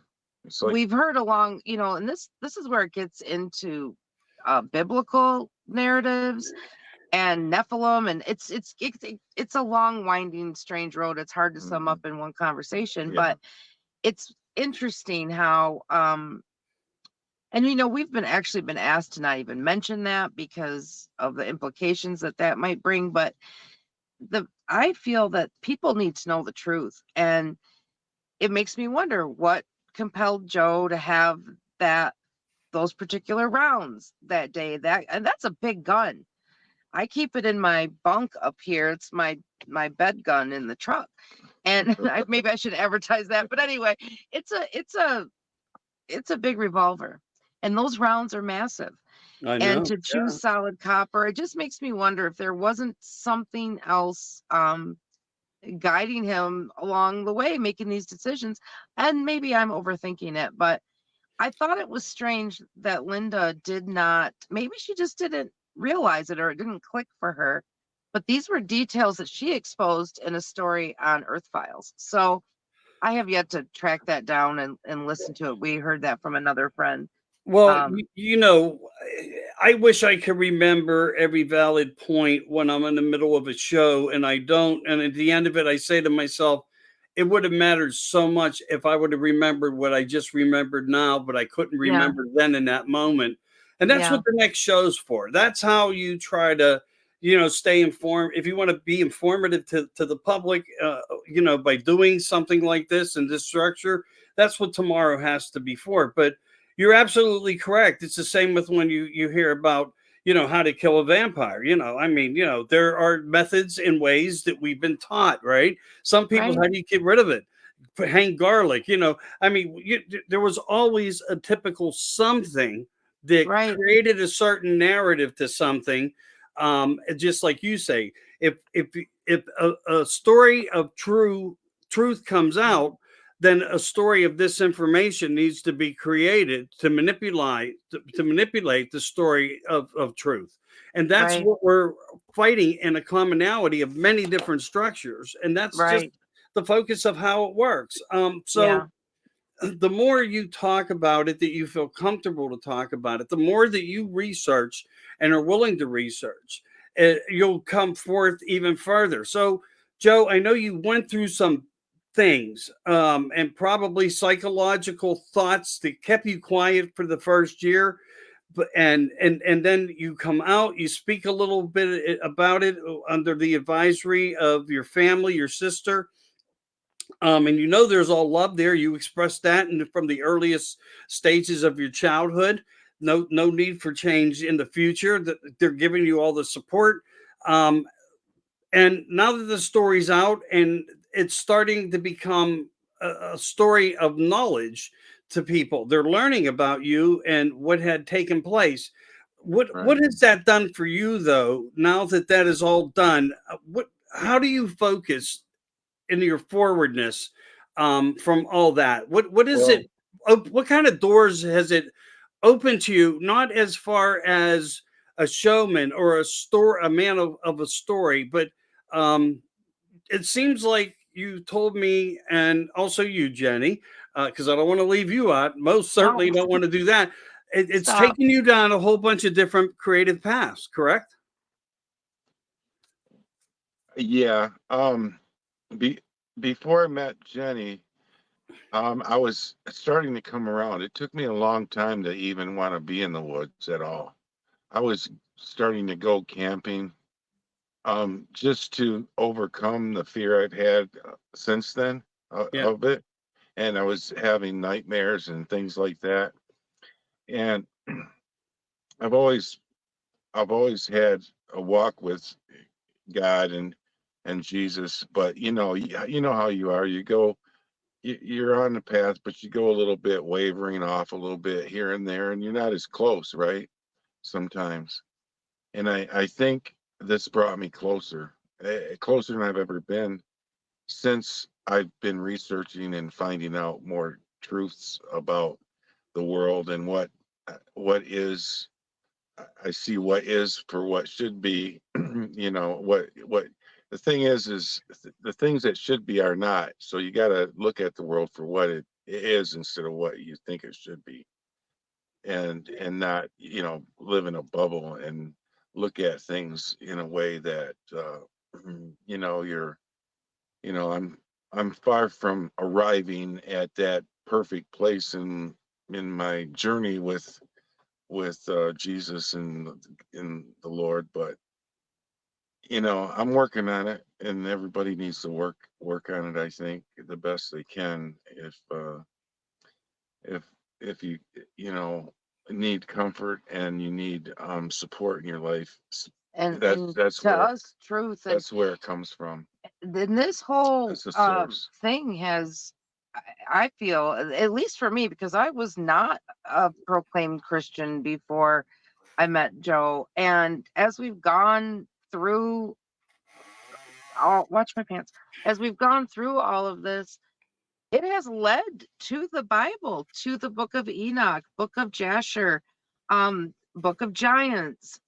We really, for us anyway, and I know there's a lot of other people out there discussing this, but as we talk to John Bell and Sean Starry, now we've not had a personal conversation with Sean. I don't want to insinuate that, but he's friends with John and he worked in the dumbs. I can't remember exactly where, but he said the one he worked in was the size of the city of Chicago. And he and his team, now you can find this on Harbinger Report on John Bell's channel. I think it's episode 3 with Sean Starry. And he talks about he was a Marine and then he did contracting, kind of like Joe, but this was in more recent years. And they instructed his team to go to this particular level or whatever, and they were supposed to talk with this scientist or something. And they are brought into this room, and there is this massive plexiglass like cube or whatever container, and inside of it is a giant, 6 fingers, 6 toes, red hair, very dirty, very angry. It was alive. 20 foot tall. He said it by the measurements of the container, it had to have been about 20 foot tall because it wasn't stretched out. It was like kind of sitting like crunched up in there, and it was really mad. It kept kicking the plexiglass. Well, then they went. I'll have to go listen to that interview again, but they were then told to go to another level, and when they get to this other level, it's telling you there's all these different types of creatures that they have.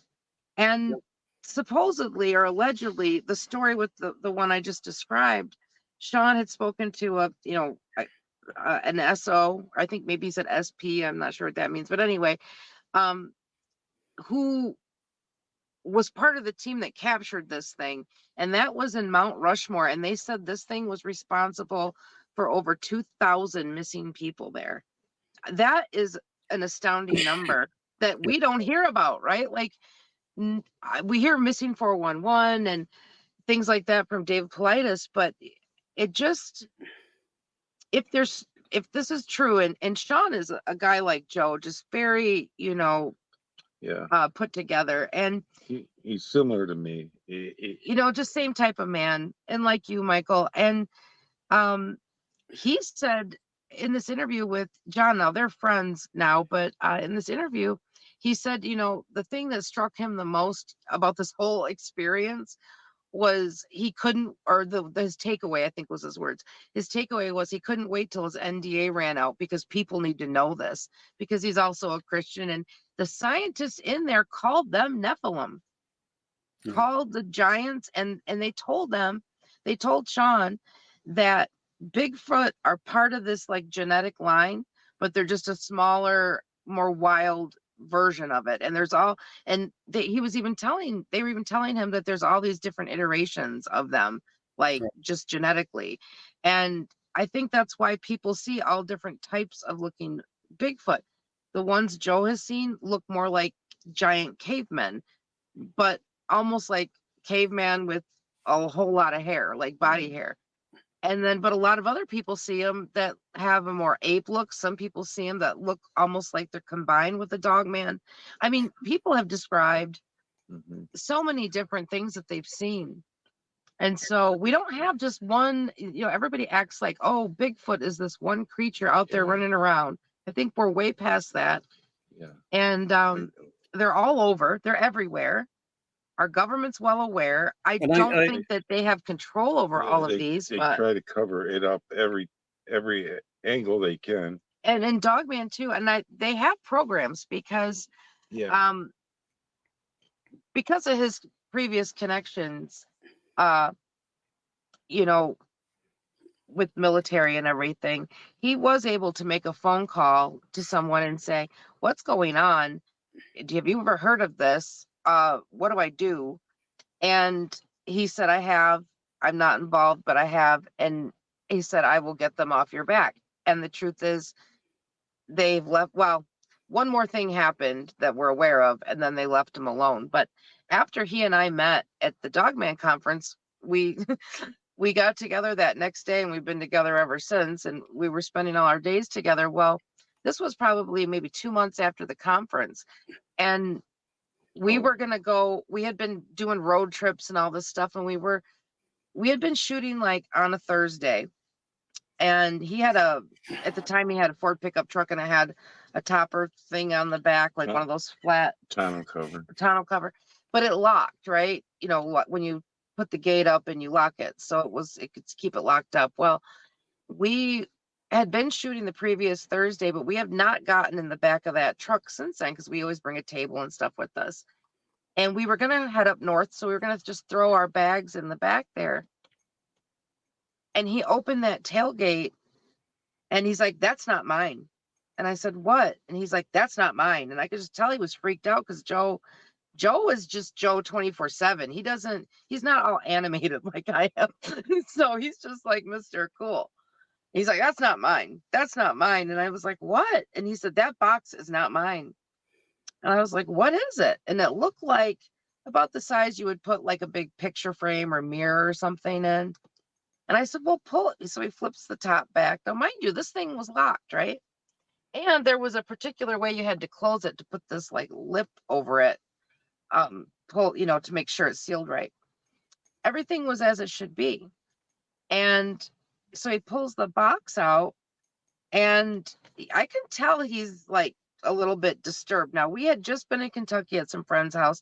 They had this big party and stuff. I thought, well, maybe they threw something in the back of your truck just to get it out of the way or something. I don't know. We were just in these moments, this few seconds spitballing like where this could have come from. Yeah, I didn't know what it was, but I'm thinking, well, I don't know what it is. And but I'll not open labeled, it. or no writing on it, no labeling. I said, well, just open it. And so he grabs his knife out, cuts it open, and then he goes like, he puts his hand in it, and then he pulls it back like that. And of course, my first thought is spider for some reason. I'm an arachnophobe, but he pulls his hand back like that. And then I said, what is it? And he starts to pull it out, and you see a butt of a gun. They gave me my gun back finally. And I said, is that the gun? And he's like, yeah. And I freaked out. I grabbed my phone. I still have the videos on my phone. Yeah, We were just I was wigging out anyway. And that's how I got my gun back. again, no paperwork and whatever. But after that, he didn't stop talking. He's like, I'm not going to be intimidated by these people. Now they could murder us if they want to. I mean, that's just fact. I said if they wanted to get us, they would have had us already. Yeah, it'd be done, and probably be a bullet in the back of the head. So we're all aware of how these people operate. But your safety could very well be your talking, because even Bob Lazar lived by that, and Jordan Maxwell also. That's what did I not staying tell in you the that? public eye. I told him, I said, your protection is in being public, because something happens to you or me. Now, but then we had, we just, so many conversations, and, it does get in your head a little bit that you realize someone better attached to these people was lurking around. I think it was at my mom's house, because we had been staying there while she was out of town that week before. He had only come back here.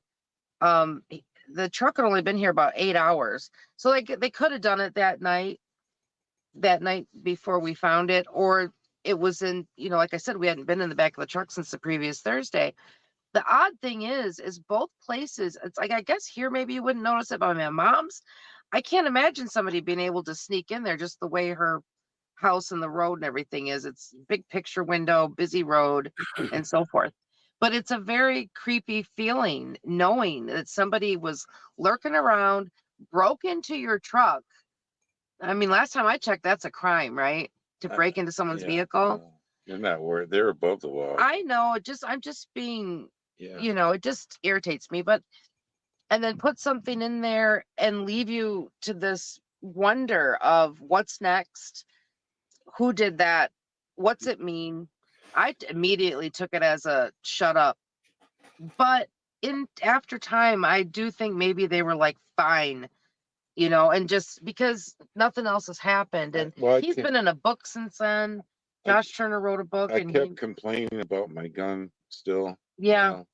And they heard that, and I guess they sent me a message. Okay, here's your damn gun. Yeah. No, my gun now. I love it. I promise you that they have employees who watch everything. There are, I know, in every agency, there is an agency for everything that is watching us, as well as A&I shooting up red flags now by things that we talk about and speculate.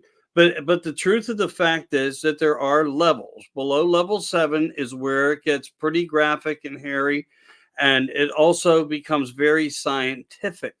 Our hands as a government have been doing experiments and, let's just say, creating lives. I mean, Lucy the sheep happened over 35 years ago. So that was an introduction of telling us that they already had their hands into things.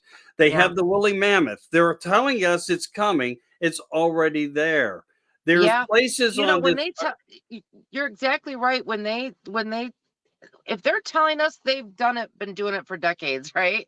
Exactly. And Sean Starry talks about this. Sean Starry talks about other creatures that were there. Like I said, when they were sent to that other level, there was like a thing on the wall that said where to find what. I mean, I don't, we'd have to look at the video again to get the exact details, but it was like, yeah, you know, Montauk is no joke, and it's way beyond that.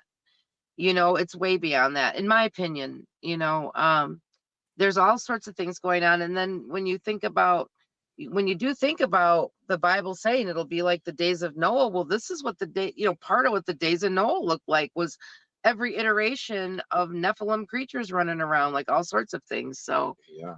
it just, you know, we can't help but wonder. And we do feel sort of like, you know, like we're being, you know, like we're on a path and we're not alone on it. Put it that way. I don't know.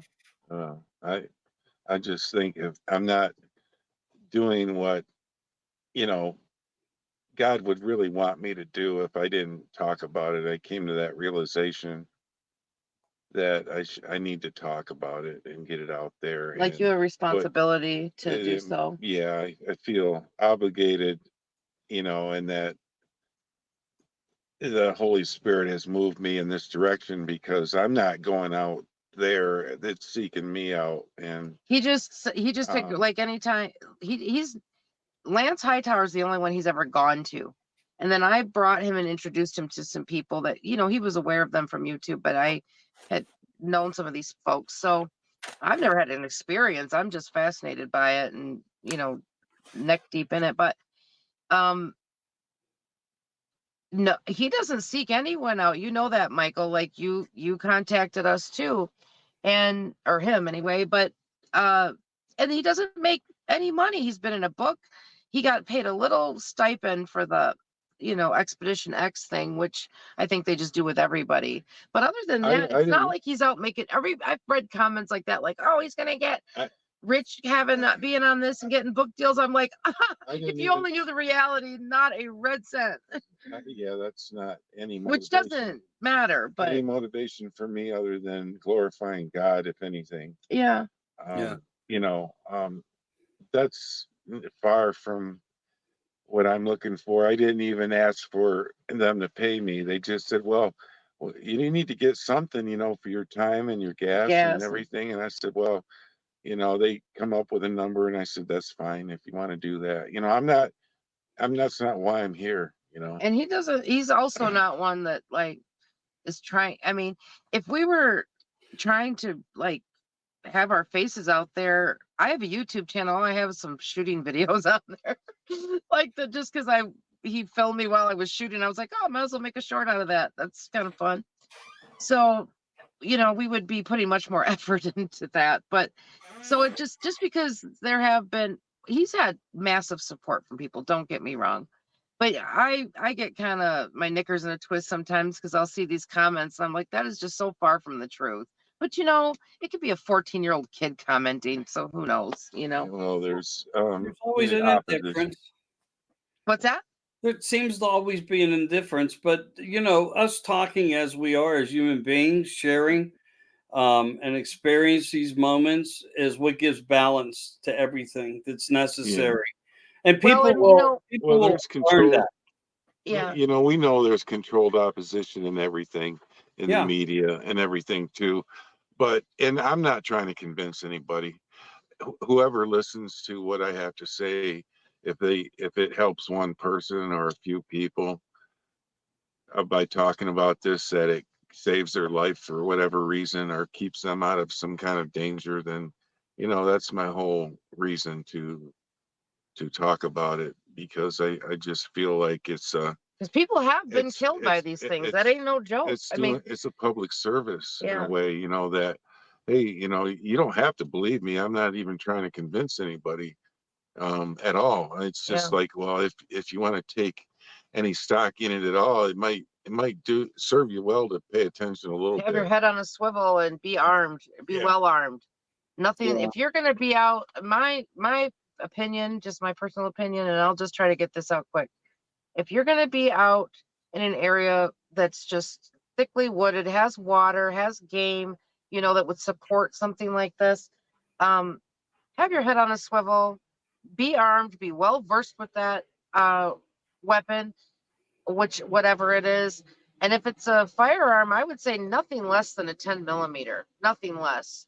And the other thing we've learned along this whole journey is go for the soft spots. Joe knows this personally, but we've had this backed up several times.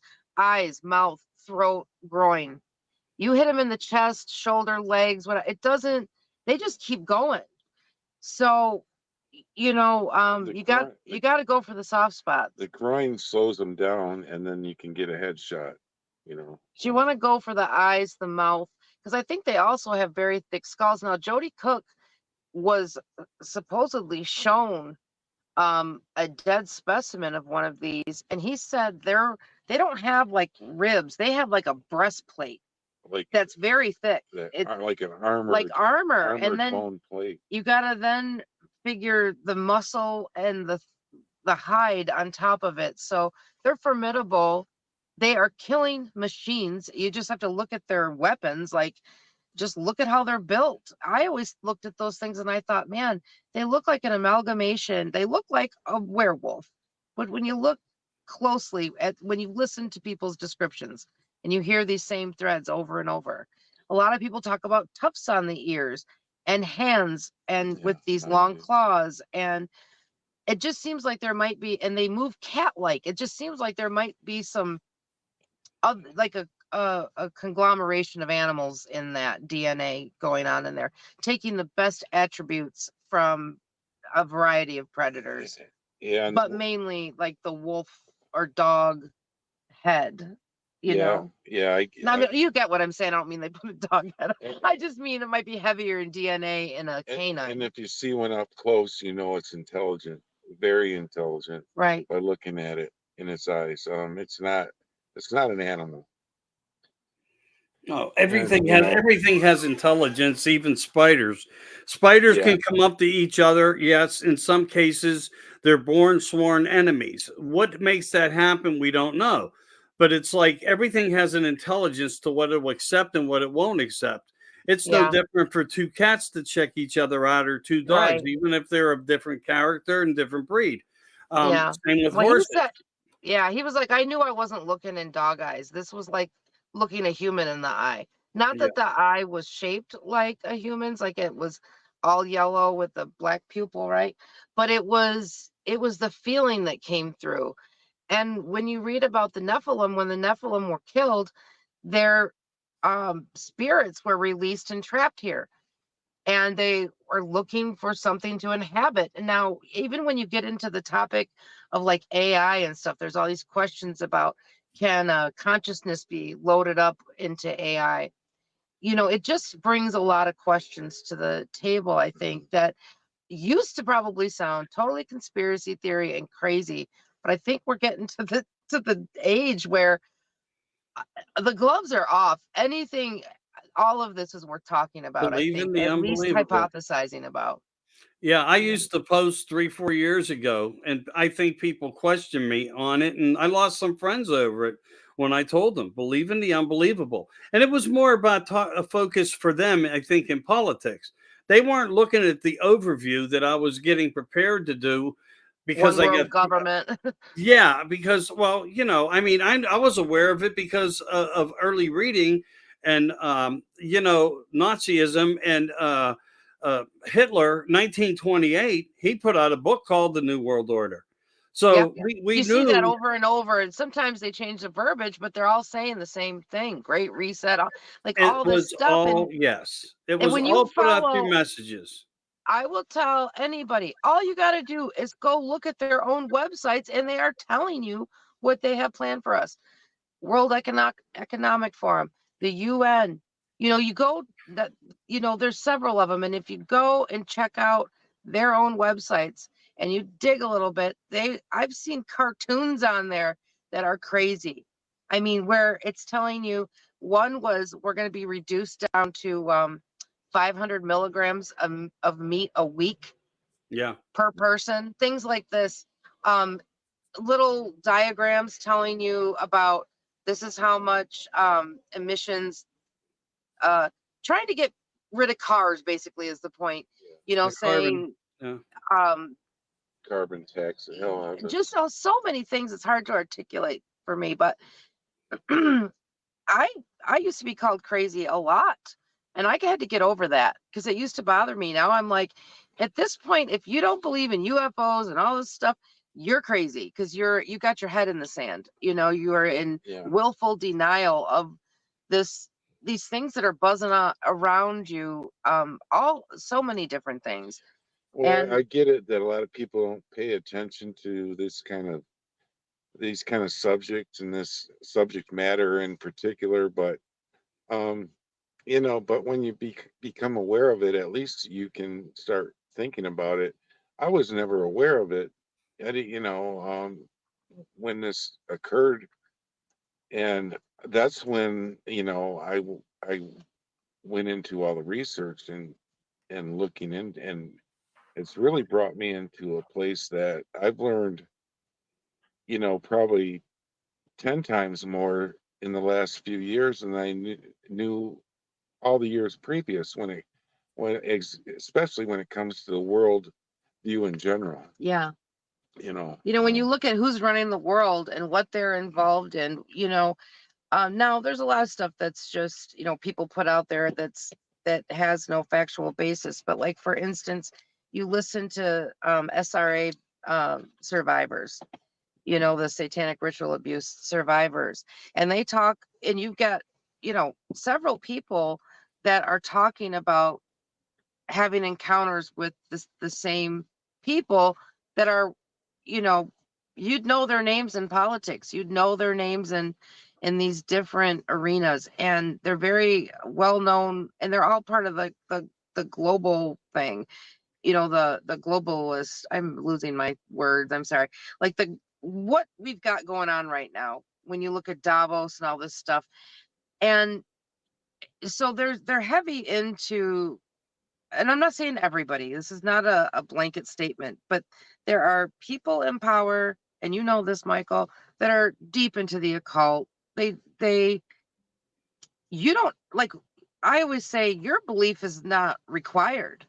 They believe it and they're acting on it, so Well, they believe it's true. They right, believe that they're what they're guiding, it's doing is guiding right. them in their actions, their decisions, and they're the ones making decisions for us. Yes. When you listen to these people when they go to these things, Davos and different things like that, or even like there's one guy in particular that just gives me the willies, Yuval Harari. Just listen to his own words talking about uh so many things, but I'll give you an example. He was talking about, he said, well, what we know right now is that you're watching this video, meaning the lecture he's talking about, right? He said, but what we don't know, and we're trying to get at, is how you feel about it, and that we might be able to change how you feel about it. He said, all we have to do is get that under the skin technology, meaning a chip, of some sort, and there's another man, Robert Duncan, who was a Harvard scientist that is now exposing, I think the last interview I heard with him, I think he said he has about 120 interviews out there. I will tell you, I've looked, they're hard to find. I think a lot's been scrubbed. But he was part of the technology of this, like, basically mind control technology. I do know one of his videos is on the Concrete podcast, and I think it's been changed. You can look up Concrete with a K, and I think it's now called it's just Danny Jones that does it, the host. But he's on there, Robert Duncan, and he has a doctor that he's working with that came on with him that was a victim of this. And it's just random people. They call them targeted individuals, where they're experimenting on these people. Yeah, the and TI. driving them crazy. And most of that started actually in the military. Same with the vaccinations. It was the added MK essence Ultra for what stuff. they needed. Yeah, to me, this all this that tech and the SRA, it's all involved. Satanic ritual abuse and MK Ultra are like hand in glove with their techniques. It's commonalities. Yeah, a traumatic. They create trauma in the mind and they split the mind. Yeah, by using the MK Ultra. Right, but the satanic ritual abuse uses the exact same method. trauma-based mind control. I couldn't think of the term.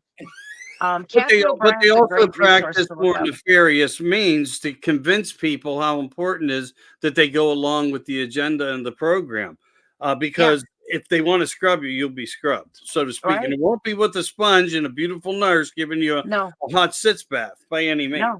Yeah. So, And you got to look at, like, there's certain people that, how is it that they have so many people that are commit suicide that looks like murder around them? People that are attached to them in one way or another. yeah. We're not, this is no joke. And there's going to be a time, I'm afraid, Michael, where not far from now, where we're not going to be able to sit and have conversations like this. So I just feel the need to, there's no need to hold back, get it out, because we're already so heavily censored on YouTube. That we're on Facebook right now. I don't really know their guidelines, so sorry if I broke them, Well, but it's in other places right now also. But I don't again, want to end you back up everything in jail. hey, look, everything comes with risk. Yeah, They've already wiped me out, and I could show you that. I could hold up my phone and show you a picture, and you'd say, "Holy shit, you had that many people?"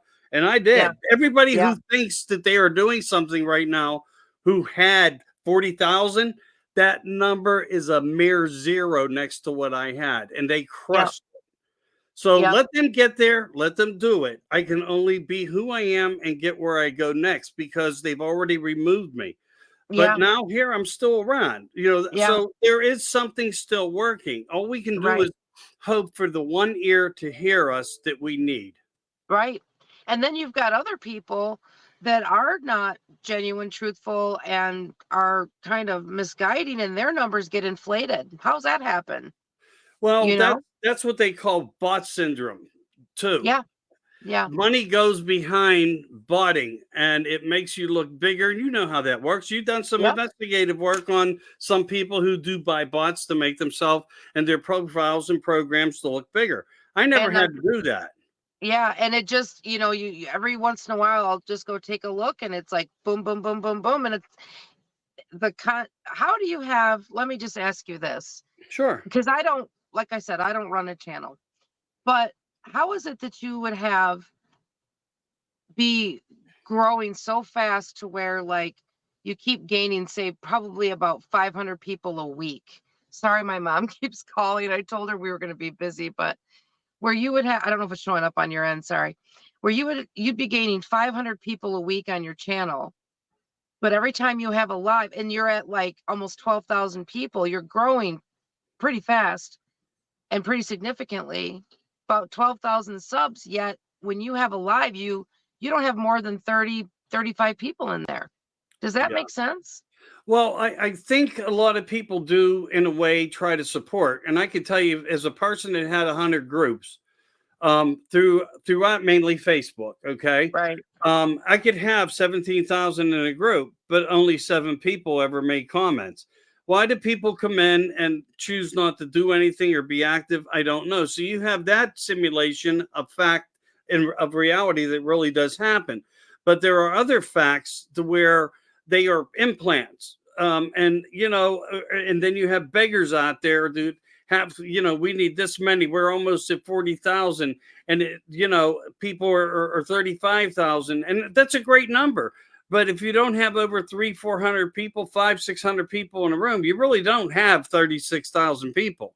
That's We what I'm you saying. Like, it just didn't make sense to me. And this is just an isolated, case. And Yeah. so, and I know for a fact that bot thing is going on there, or bundles, or whatever you call it. And, but I think that's also happening on a larger scale. We've got people that are huge out there, and they dismiss that, they doubt that, and what's funny to me is, anymore, all it takes to debunk something is just casting doubt on it.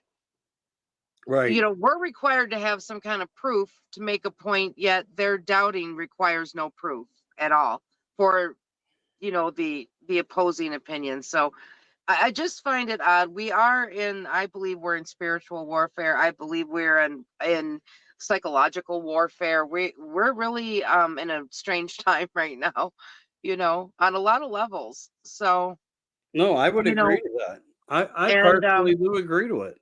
I think people really need to, you can take or leave the spiritual part. Everybody's got to do them, but uh nobody can. I don't see how you could deny that we've got psychological warfare going on, and technological warfare, and a lot of other things that, like, humanity's just never faced before on this kind of level.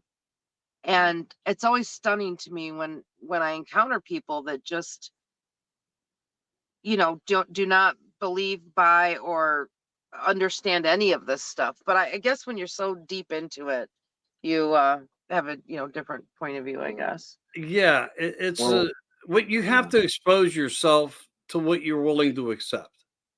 yeah, And then your education will become fluid. It will just Yeah. keep coming to you. And it does. It just keeps coming into your purview. It's wild. It's, and it is fun. It's like, but it's also horrifying at the same yeah, time. And you do have to think about, you were asking, like, going forward. Um, it's one day at a time, really. What are yeah. we? Well, I don't know. We just, life is getting better day by day for us, as far as being together Ah, and growing and learning. And we've really improved our lives, both of us, in in in a roundabout way, from such a weird topic and point of discussion. It's been, rough for a while there, but I'd say overall, the direction we're heading, we're heading for a really, very improved from where we were at before. But also And facing a, like, very, very strange future. yeah, And it's just hard to know what, you know, um, I don't even know it's what to it's say. It's just it's hard kind to of it's kind of a hard to know what to expect, I guess. yeah, it's kind of a, what you would call a double-edged sword. It's like, Life has never been better, but life but has never been but stranger, you know? life looks as dismal as it ever did too at the Yeah. same time. So But together, like, I look at it like, whatever we face in the future, like, as humanity, not just me and Joe, I yeah. feel like together we can do it, and you know what? Um, there are worse things than death, I'll tell you that. So, if it comes to that, yeah, we're all gonna die eventually. yeah, I should But have been dead already. he So really should have, I mean, honestly. I'm cheating the Undertaker anyway. Yeah. I But think we're all cheating something, but you know yeah, what? That is our form of our own self-awareness and protection that we need to have. yeah, Again, the whole world is just in a turmoil state of turmoil, and yeah. it's just in a lot of ways. I think the reason, like, groups are failing and numbers are failing with all this extravagant numbers, it doesn't matter if we're talking about Bigfoot or Dogman or ufology or the paranormal of some matter. I think everything's paranormal that we don't Me quite too. understand. Yeah, Just to Yeah, be more focused on that, because I yeah. think people get lost thinking paranormal only works one way. Paranormal ghosts. No, it's in everything we don't have an answer for or don't Right. It's all understand. it's all encompassing, I think it just comes full circle yeah, personally, Right. Right. Um, but here's the wonderful thing is we've met so many great people like you, and it's brought a lot to we've found each other, and it's brought a lot to our lives as a couple as well. There's always these little bumps in the road with people, drama or whatever, but whatever. I don't even care. I don't have time for that. So, Well, um, who would have ever thought that Dogman was going to hook you two guys up? I know we said that that. that was hey, well, this is kind of a funny thing. I told my sister I'm going to go to a Dogman concert, a conference, right? The first one I've ever heard of, and um, first one that I think that anybody's ever put on officially. Josh Turner, the Paranormal Roundtable, did that one. And I told my sister I'm going to go to that, and she says, for some reason, she just blurts out, "You're going to meet a woman there." I'm like, I'm like, no, that ain't happening. And I was coming from the same I'm place. not, Like, I'm like, no, I'm not interested in anybody. I met Joe and I'm like, oh man. I'm not even trying. She knows I'm not even trying. So, not anymore. I'm like, I was at the point where I'm over that, right? At this point in my life. Well, until you meet the right woman, you are until you know when you met the right one. Took me a long enough, but I found the right one eventually. Yeah. But yeah, it's just really really strange, and that's how I look at this. Well, if nothing else, I went through all this, and it's just real complicated and layered. But um, I had to go through that initial experience to lead me to this life now, and it's more than worth it. Yeah. Like both of us have just never been happier. So it's strange for sure, how it Yeah. like I said, it's a very winding road, it was, and I don't want to get into my history, but it was difficult and a lot of loss. And We both almost didn't go. yeah, we were Um, both like hemming and hawing about it, but anyway, it's the point is that as dreadful as these topics can be, there is like anything, there's going to be the light side of it if you're looking for it. And like I said, we've met so many great people, so many interesting stories. A lot of people have gotten support from each other, and you see people, building things together. And I think that's really cool. Um, but I wanted to, this is sort of dodging off of this and onto another topic, but I wondered, Michael, what are your feelings about the dream realm? Well, I have a very strange one that I deal with, and I have my whole life. It's when I go to bed, if I have a question, I asked it, and when I wake up, I have the answer. It could be the fact that I need to know how to fix something in the morning, and I'm able to, and I don't know why or how. But when I look at the new day with a new perspective, I just it's like if fluidly comes out, and it's like I know what to do. I talk about that. I don't know if I'm remote viewing somehow. I don't know if I'm getting downloads in my sleep in the dream state. I could be a different type of person having a different type of experience. Other people might be having nightmares all the time. You know what I mean? I don't know Yeah. how to I used to define have the very objective of bright, that. vivid, creative dreams, and lately it's been nothing but nightmares. But I do think that's because, I just heard something the other day that I just not really thought about before. There's been like, I know Tony Merkel talks about he's getting into the dream realm thing too, because it's just becoming relevant in all of our lives in one way or another. Yeah. And are we really interacting with something else? Because something that actually came up biblically, like I said, when I was studying the Bible or in that route, or in that arena, um they were talking about how your body goes to sleep but your spirit does not. Your spirit doesn't sleep, just like it Right. doesn't sleep in heaven and hell. So if you believe in that, but in the afterlife, put it that way. Yeah, I don't And believe so your spirit has a natural energy. Your body doesn't. It needs right. the one for the other to function better as while you wake up feeling refreshed. But meanwhile, you were active in your dream the whole entire time, partying Right. away, meeting up with this person or that person, or seeing people that look vaguely familiar. But yeah, Yep. that energy is constantly moving. It truly Okay. is. I believe so too. And a friend of mine who has dealt with what she believes is UFO abduction her whole life, and her mother and her grandmother as well. I personally think it's more of a spiritual matter, just from the way she's described things to me. And I told her, if you can remember, next time you're in one of those experiences, it's like she's not sure if she's dreaming or if they're taking her, because it's kind of it sort of seems like it's blended together. And I Yeah. told her to ask that these beings that she's very familiar with, um, have been with her whole life. This doesn't happen every night or anything. And her child is even brought into this now, her son. And I told her to bring up Jesus, to bring up Yeshua to them. And their whole appearance changed, their whole demeanor changed. They were angry. They turned into like these cartoonish looking things. And she was, I haven't talked to her in a few weeks, so I don't know if anything else has happened, but I've been having like crazy dreams. I've never dreamt of Dogman, and all of the stories I've listened to and everything. And I had one not long ago, and there were hundreds of them just coming over this hill.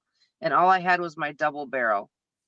And I'm like struggling to load, unload, load, unload, and I'm the only one with a gun. And in the end, people are behind me. We're funneling into this building and into this tunnel, and we get to the end, and you can only go up. And we see this dog man pop his head down into the tunnel. Bright blue eyes, kind of a blonde color. It was actually kind of pretty in a way. He does it twice, and we're just like, the whole me and the people, and I'm the only one with this gun, and I don't know where I'm getting all these shells from, and the dog man pops down through the hole and turns into a voodoo queen, and she's laughing at us and doing these weird things with her hands. And I'm thinking, I woke up like, just, I said to Joe, I said, I just feel like I got a taste of what you go through, because I've had to wake him up many times from nightmares where he's kicking and flailing and whatever, fighting these things. It's never the one he killed, though. It's always other dogmen when he's in his battles, in his. Well, he needs a sword now. I found that out. Well, and listen to this, it's so crazy. And when we were talking about something before, Michael, I thought I got to tell him this, because he had one not long ago where they were just, again, hundreds of them coming at him, and he's just unloading bullets on all these things, making like mounds of dead dogmen, and they just keep crawling up over the dead ones trying to get him. Finally, he runs out of ammo, and then there's a sword by him, and he grabs the sword, and he doesn't even touch any of them. Just holding it, they all flee. They flee from this. This is a dream, of course, obviously. I'm not even a sword guy. I don't know. No, he's a gun guy. But there was this big sword, and he picked it up, and as soon as he was handling it, they all saw that thing and took off. And they're crawling over their dead fellow dogmen to get to him. And I thought that'd make a great story, like I started telling it, like fictionalizing, and that was a dream anyway, but I just started going with it and making this whole character and this whole thing about the sword and so forth. It was kind of fun, but it just makes me wonder if our spirit is going elsewhere and dealing with things that otherwise we don't even think. We know dogmen are real, but maybe in another dimension. I'm not something. It's so strange. I think energies have that ability to astro project that way, depending upon thought, that we can enter into an environment of dimension. And I don't think witches talk about that. Yeah, when people say that there's only like so many levels of dimensions, I think no, it's a multiverse of dimensional things. Yeah. It's kind of like we work from an element of thought. When you mention something now, I need a new tractor, or I want to buy a new Ford truck. Then you pick up your phone and all these things are there. Exactly what you talked about are there, which means that there theoretically is an ability from something in the atmosphere of a natural ether, whether you want to call it a quantum computer, and I think it's way above quantum. I don't think we'll have the answer in our lifetime to what the element is, but there's a functional energy being reinforced back to us somehow in theory of download that we don't understand, because we are a physical computer. We truly are a physical mind computer. Right. And there is an AI technology. It's the same, but it's different. Yeah. Yeah. I never could wrap my head around like the simulation theory until lately, is that what we're in? I don't know. It's hard to get your head around sometimes, but I do at the bottom line of all of this, I think reality is just so much stranger than it isn't. You know, we've just been born into and indoctrinated and conditioned to live this like little robot life. You get up, you go to work, you know, you pick your kids up. I don't have kids, but you know, deal with your kids, whatever they got going on. Everybody goes to bed, wake up and do it all again the next day. Right. And there's just, to me, there is just so much else going on around us in the unseen world and just everywhere. It's just so wild to me. And I tend, when people give their testimony about a lot of different things, but um, you know, about ghosts, Hat Man, Dog Man. His grandma saw a Goat Man twice in her yard. His sister has dealt, when she was a child, dealt with ghosts and Hat Man before she ever, I mean, she's my age, 51. She'd never heard of Hat Man before, but that's exactly how she described it. And I mean, as an adult, she found out what it was, but she, you know, her description as a child, that's what it was. She had a door slammed on her and locked her in a room.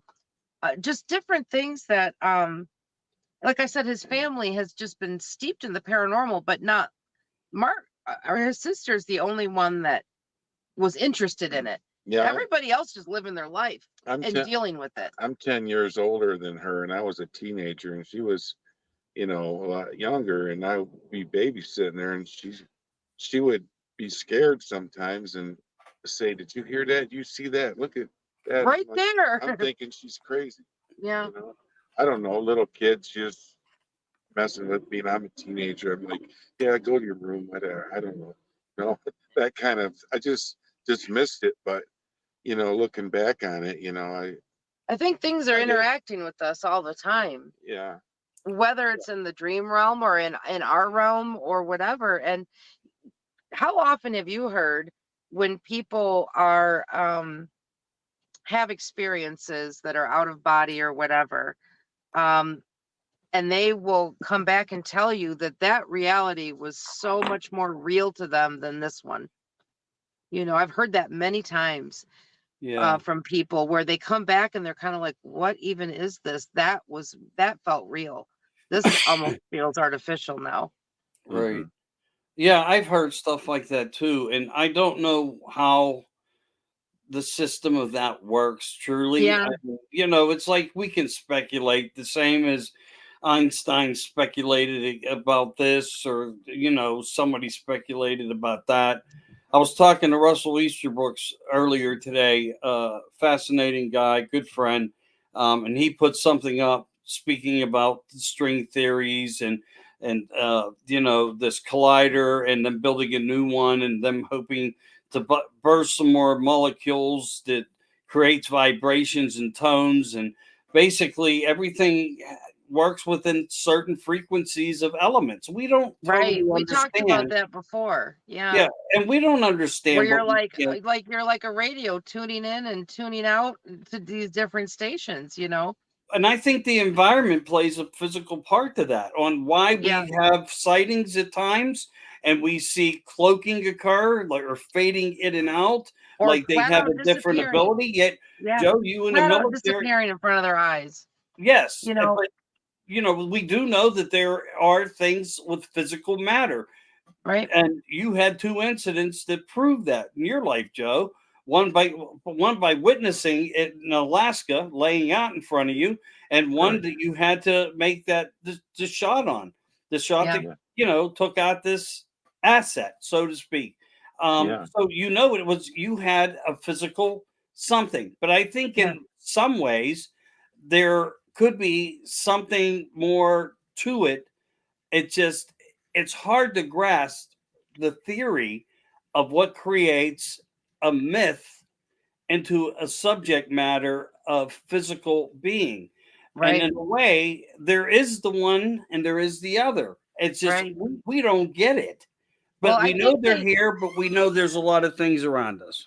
right. Well, and you know, they use, I think in, you know, as we hear folklore from the past, you know, they would call it magic. Well, today, some of these things we call technology tomorrow, you know, or you know what I'm saying? It's like what we didn't understand then, we've got a little bit better grasp on now.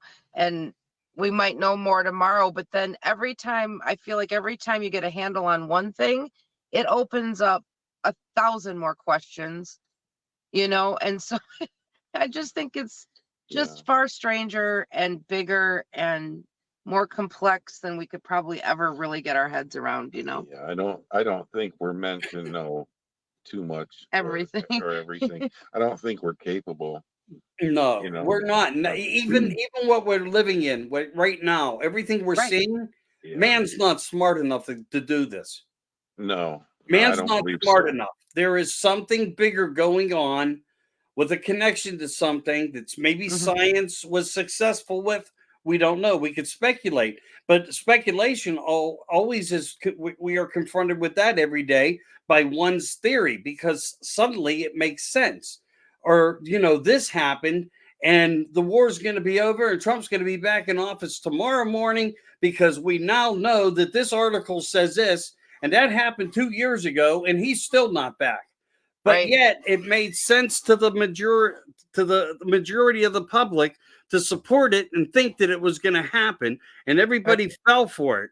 And it's Yeah. all part of a design, a plan. It's Yeah. hard to trust anything at any Yeah. given time anymore about anything. All we Right. can do is trust in the moments that we are living in, as far as how I look at it, Yeah. and move on and be motivated with that part of the future. Yeah. And that's Yeah. kind of what we were saying is like we just take it one day at a time.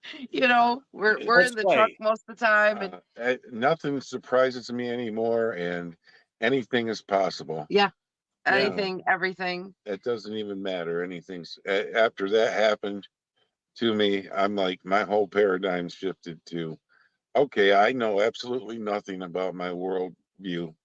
I gotta start from almost scratch again. Yeah. Yeah. And Because and these are not the only, I mean, I think I went down the laundry list with you at one time, Michael, but he saw it all. It really started as a child, and I keep forgetting about this, and he did too. He was at his aunt's up north and got up early before everybody else, and he looked out the window and saw this enormous dog looking thing in front of the barn. And he said, I really wonder if that was actually my first dogman sighting. The way as he looked back on it, he just remembered it was just an abnormally, like, it was walking away, and it was huge. So it was like a pony, yeah, but it was a wolf. It was a wolf, yeah, and there's no wolves in those days. There was no wolves in Michigan in the Lower Peninsula, yeah. and it was as big as a small horse. And what's interesting is that same property is where his grandmother saw the goat man twice in her yard, like standing doing dishes at the kitchen sink and sees this goat man thing, running across the lawn. And And it left tracks too. yeah, they took pictures of tracks. Cloven hooves. Yeah. And we don't have them, but of course, Yeah. um, and then so this goes way back to childhood. It made me think, is there a portal there in that property somewhere? These are two entirely different things or is it the same thing shifting into different appearances? We just don't Yeah. know, but I do think it's interesting that there were two sightings on that property of two totally different creatures. Well, And ones that fit the description of other people's experiences. right. Um, And I think space time, we don't understand it enough as to right. what we're looking at to understand how it works for something of a different dimension. I mean, Yeah. when you look at Skinwalker Ranch, they Yes. spoke about these giant wolves that they were seen on the property, and they were like little ponies.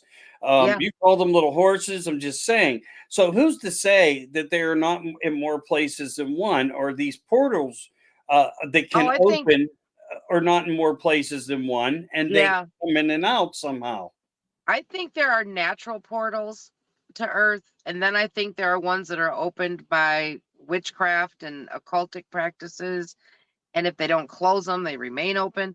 And then I think there are ones that are being opened by technology. I think we've got all sorts of things going on. Well, that's what I Project Pegasus was about, and the Philadelphia project. Yeah. They Yeah. correlate together on how they worked with energy and frequency by space-time traveling and movements. I did Yeah. just did a show on with Sean Kelly on Chasing Prof. No, I'm sorry. That was Chasing Prophecy was the show I used to do with him Okay. back in the day. But Pittsburgh Paranormal, and Yeah. we were just talking about some of those things, and Andrew Bouchard and a few other people of names, and Joseph Bouchard that correlated a lot of what really happened in that project, and the fact that it could have been a doppelganger of two projects going on where they weren't telling one project there was another project going on and the other project wasn't aware that that was, so it could be a product of manipulation even within the government Yeah. scientific departments of the government.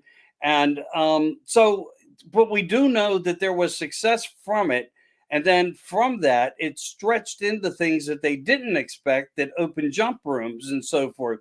And Yeah. even Laura Eisenhower talked about those many years ago having the Yeah. capabilities.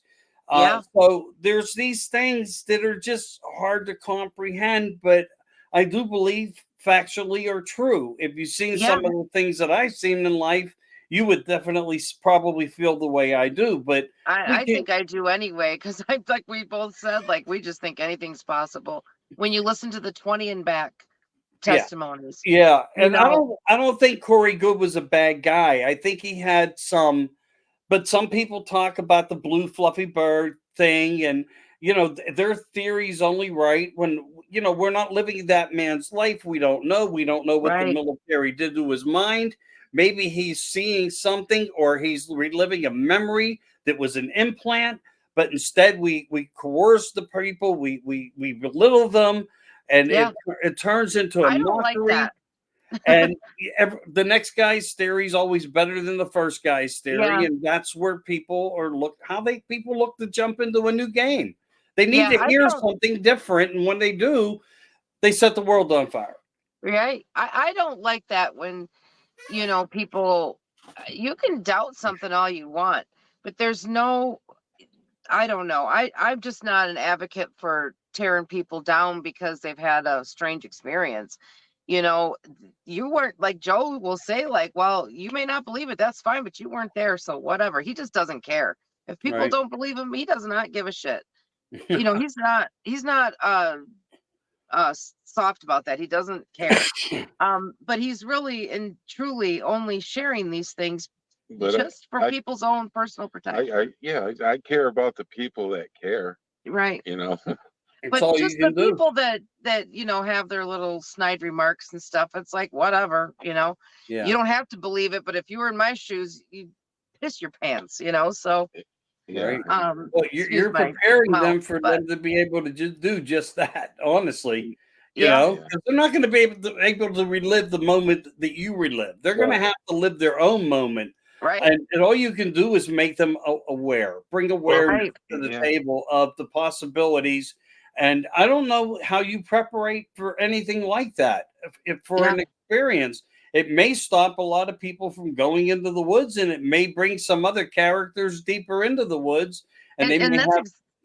exactly what we see happening. And I'll tell you, I used to go hiking at night out in the because I'm from over by Lake Michigan. Because when we met at the conference, we met in Tennessee, and it turned out we only lived like 25 minutes apart back here. It was kind of funny. We weren't, it just all came together. But when I was living in Holland, I would go hiking at night all the time out in the woods by the beach by myself like an idiot. And I was listening to Dogman encounters while I'm out there hiking by myself. And I didn't have any experience with firearms yet at that point, but I just thought, well, they're not here. They're not going to be in this on this trail, but Yeah. they very well could be. And so I stopped doing that, Well, of course. But Joe and I, we don't spend a lot of we do a lot of driving through a lot of heavily forested areas all over the country, and we're going through places, and we're like, man, can you imagine what's living in there? Who knows? All through mountain ranges and whatnot, but um it's just wild to think about. And then we'll be going through places and we'll remember, oh, so and so talked about their encounter here, you know, and there. Like, I'm talking all over the country. And so you start to get a feel for just how prevalent this is, how much of this is going on when you start to write, you know, go through your Rolodex in your mind of people's encounters. There's a lot of wild country out there. Yeah. Yeah. He had another dogman encounter up in the UP after he shot the one. And he didn't see it, but he heard it, and he his friend saw it. His friend ran after it. And Joe stayed back in the cabin with his Benelli M4, trained down the door. He told his friend not to go out there, but his friend thought it was a Bigfoot and he was going to get a picture with his phone. I'm like, who in their right mind chases down a Bigfoot even? That's crazy. Turned out to be a dogman, and his friend treed it. And all he had was his phone and a flashlight, and he shines his light up in the tree and sees this 7.5, 8 foot dogman up there, striped, growling at him. And he turned around and ran, and Joe heard it growl, and he heard it hit the ground when it thumped on the ground, and was chasing his friend back to the cabin. And his friend just dove in, and he sold that property after that. He was so freaked out. I never saw that one, but I know it happened because he described what he saw to me, and I never mentioned Dogman to him. He said, "Why didn't you tell me?" He goes, "Because you would have thought I was crazy." He's like, "Yeah, probably, but you know that man's never come public." Yeah, I bet you he won't either. Yeah, I mean, I don't even know how to get a hold of him now. You know, it would be cool though if you could, to get the two of you to tell that story together, because I think I that's know, always but interesting when you have two people that were there. I don't even know, but I know this guy, and even if I did hunt him down, I don't know if he would talk about it. Yeah, It freaked him out bad, real bad. I mean, worse than me. yeah, And so I don't know. He might give him time. yeah. And see, those are some of like that earlier that day they'd been out looking around for signs, because Joe knew just something in him told him it was a dog man this man was dealing with. Yeah, because He thought it was a Bigfoot. And Joe he didn't say anything, but they went out and took pictures, and he got a picture of a big canine looking big footprint, that's and another thing. scratches on the tree, and a tree out in the middle of all these other trees that just is snapped in half. A live tree just snapped in half. Those are pictures that disappeared from his phone. Yeah, those were pictures that were really compelling, that there was a dog man there for sure. And and those were pictures. Now he actually saw the thing that the next night, but I'll tell you though, that was some good sign of there was a dog man there. It was a huge canine print, and where these trees were like busted over too.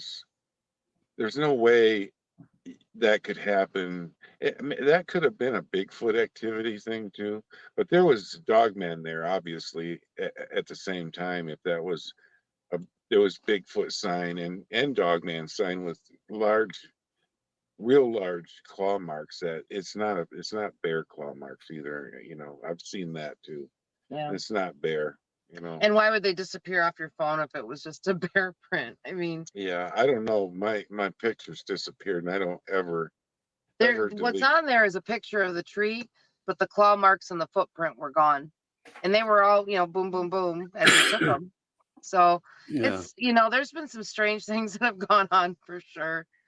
And it just, I think in ways, not to interrupt, but I've even missed some pictures, but then they come back in my memory, and they're like they automatically get removed from your file, like your file's getting overloaded, and they're just picking and choosing what goes to the other source of cloud memory.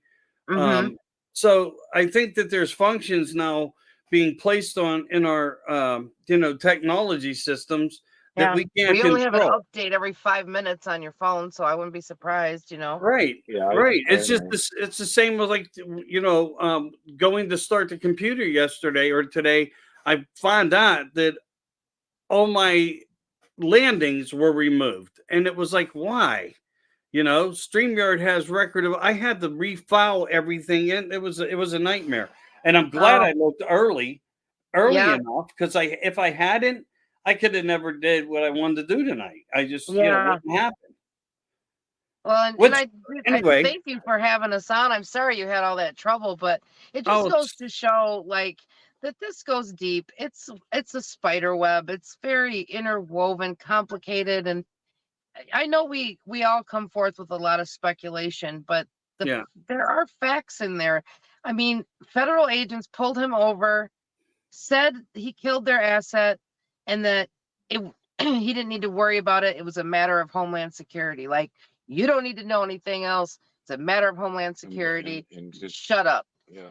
And so, I mean, there's just and maybe to other people that's not facts, but it's facts to us because it happened to him. So, right. when you've got interactions like that going on, it's not a stretch for me to believe there's things remotely going on and so forth. So I've had a few miracles happen too, that, I know that happened. And yeah, that's not real to anybody else, but I know it was real to me. It was real. And it's not like something I imagined or anything. So, but it doesn't matter anyway. I don't tell anybody about them because it's for my benefit, yeah, right? You know, Right. um, Right. I'm so pulling stuff out of this man all the time. We'll get to talking about something. I'll be like, well, have you ever done this or seen that? And he'll be like, well, and then another story comes out. He is the most fascinating person to live with. I'm telling you, it's wild. You you love it, Michael. Um, Probably would. We'll just have to make another date for it. That's all. yeah, for We are sure. coming up on 3 hours, and that's kind of Oh like, my word. I think my butt's probably numb, and I can imagine I what you hope we guys didn't feel like. bore your people to death here. I'm comfortable lounging here. I know we're chilling on our comfy bed here, so we don't want you to be stiff and hurting, but also we don't want your chat to be bored out of their minds. So, Yeah. um, Well, for me, but we it's appreciate letting. you I got having to. us.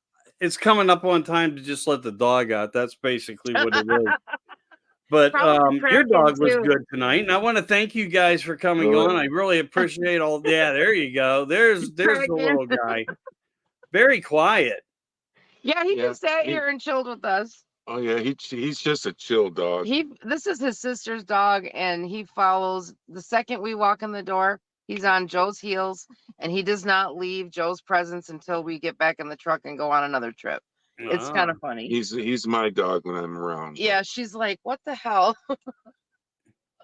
Well, I think dogs have good instincts, but I think we all know that. It's That's not what I said. All dogs love this man, right. not just Well, I dog don't know about man. that part, but because Yeah, Dog not Man just didn't. dog man, but all dogs love him. Dog man. Dog Man wasn't so into that.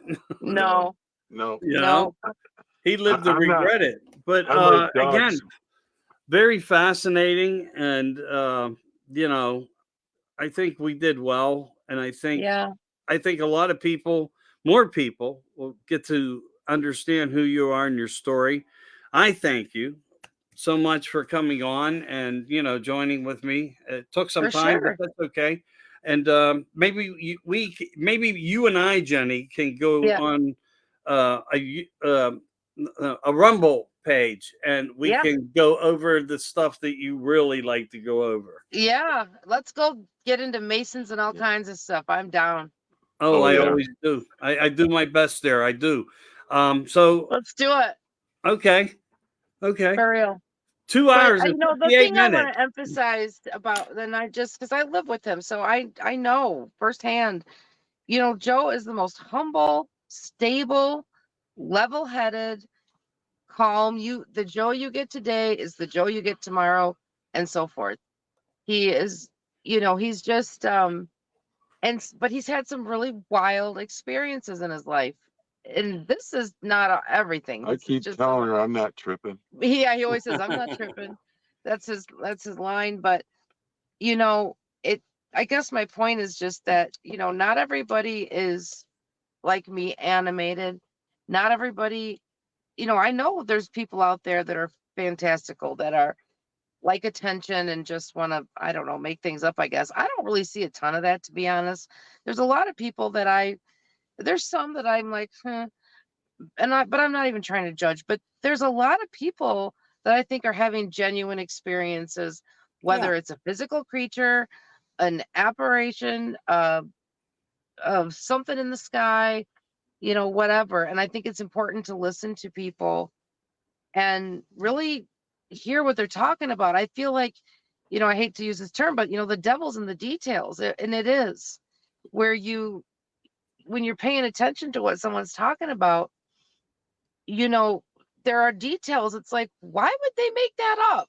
And it's usually not even to do with the actual event itself. It's the Right. environment, it's the feeling they had, the thought, the person they ran into on their way to the woods, and so on and so forth. And so I think, how it is that you talk to a lot of people and you listen to a lot of people's encounters, and you start to get a feel for that, like where when you're hearing the truth. So I find it very fascinating. Yeah. But I could just keep talking to you all night, so I'm gonna All right. Yeah. Well, shut it down here. Sorry.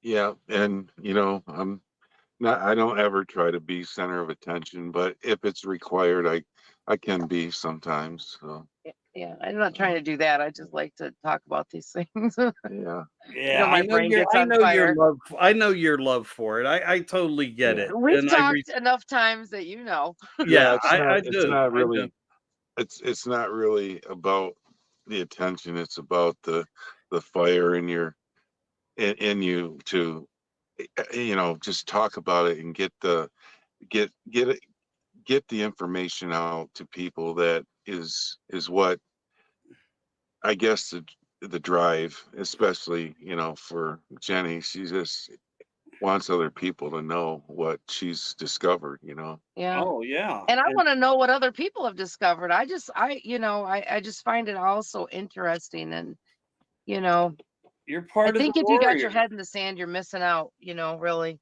You're that part of the Warriors, and there's nothing to be embarrassed about with that.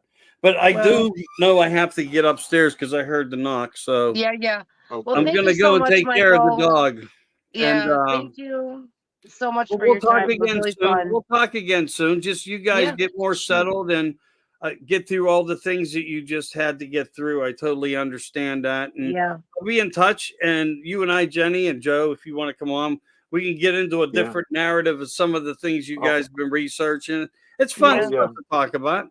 Yeah. Oh yeah, there's There's endless things to talk about. there's plenty that I haven't even mentioned here too, that Yeah. might be intriguing, or of some substance that would be interesting too. So Yeah. Cool. yeah.